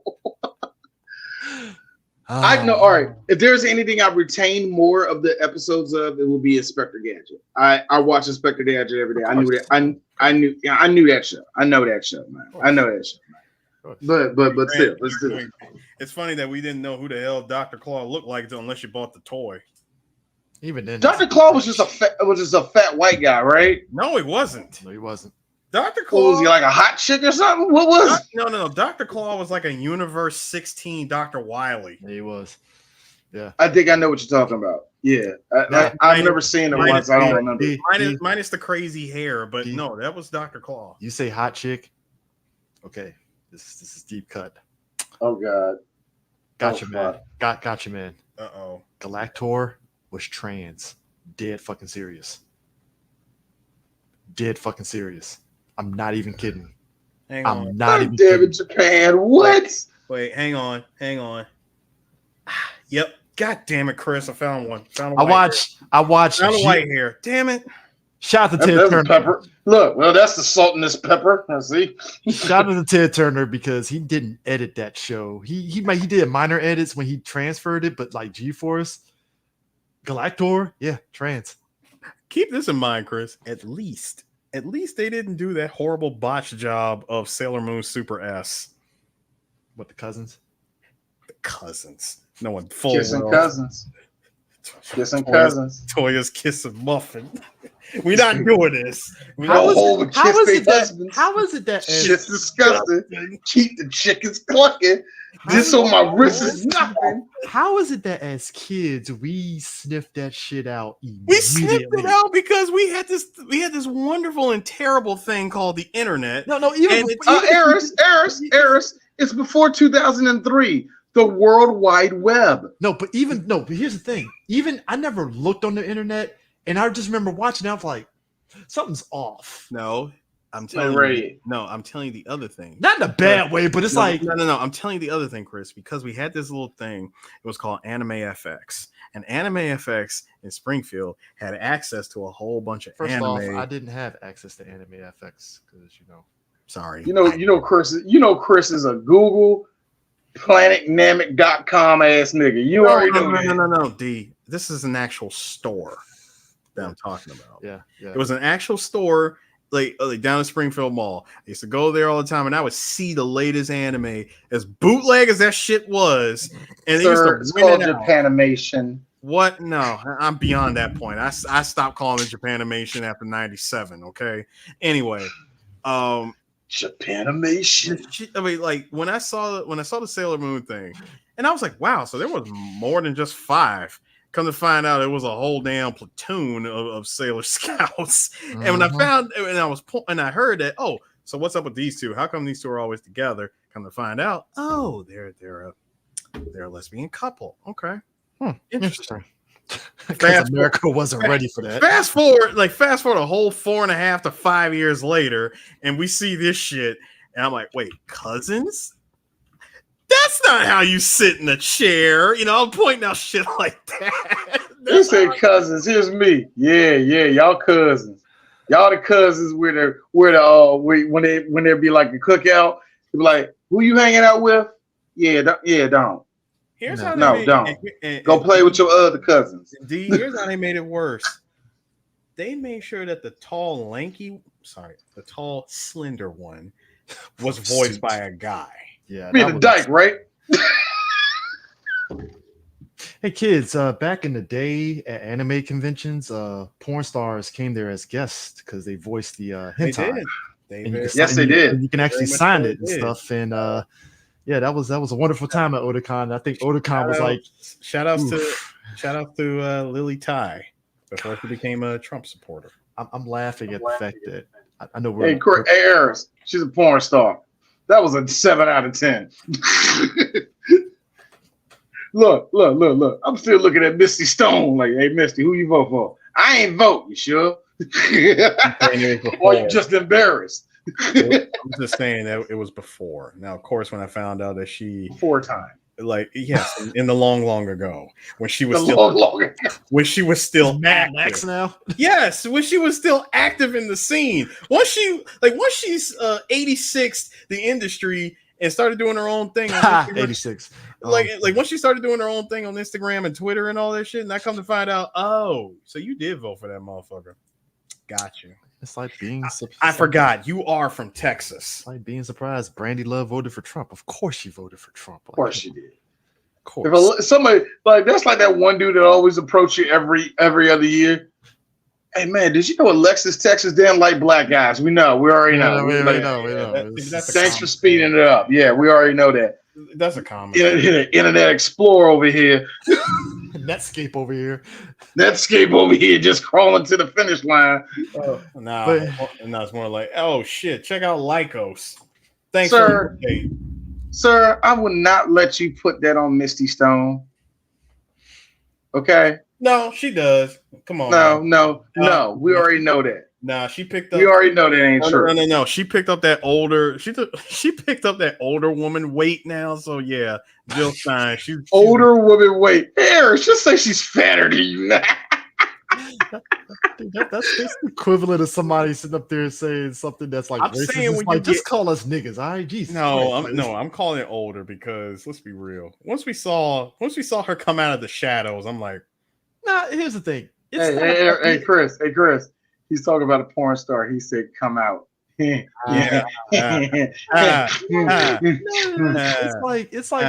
like when everybody got brand new about like. It's like when everybody got all brand new about Vivica Fox and how she looked. I'm like, she's like every black woman that gets older. First of all, it's like Vivica's 60. Leave her alone. No. See, when Vivica did that thing where number one, when she came out with dim titties. Dim titties. Get the hell out of here. I had to ask. Get the hell out of here with that. I knew. Look. Real talk, y'all. No. I knew that Vivica I had to Fox. ask. I really had to ask. How long are you gonna keep this up, Vivica? Harris, you remember What's when the return policy on them shits? Harris, do you remember when Vivica Fox was going out with 50 Cent and she was way too old to be going out with 50? Yes. It was in that same era. Vivica, baby, it's okay to be your age. You didn't get ugly or nothing. Chill. Vivica, Out All Night was 92.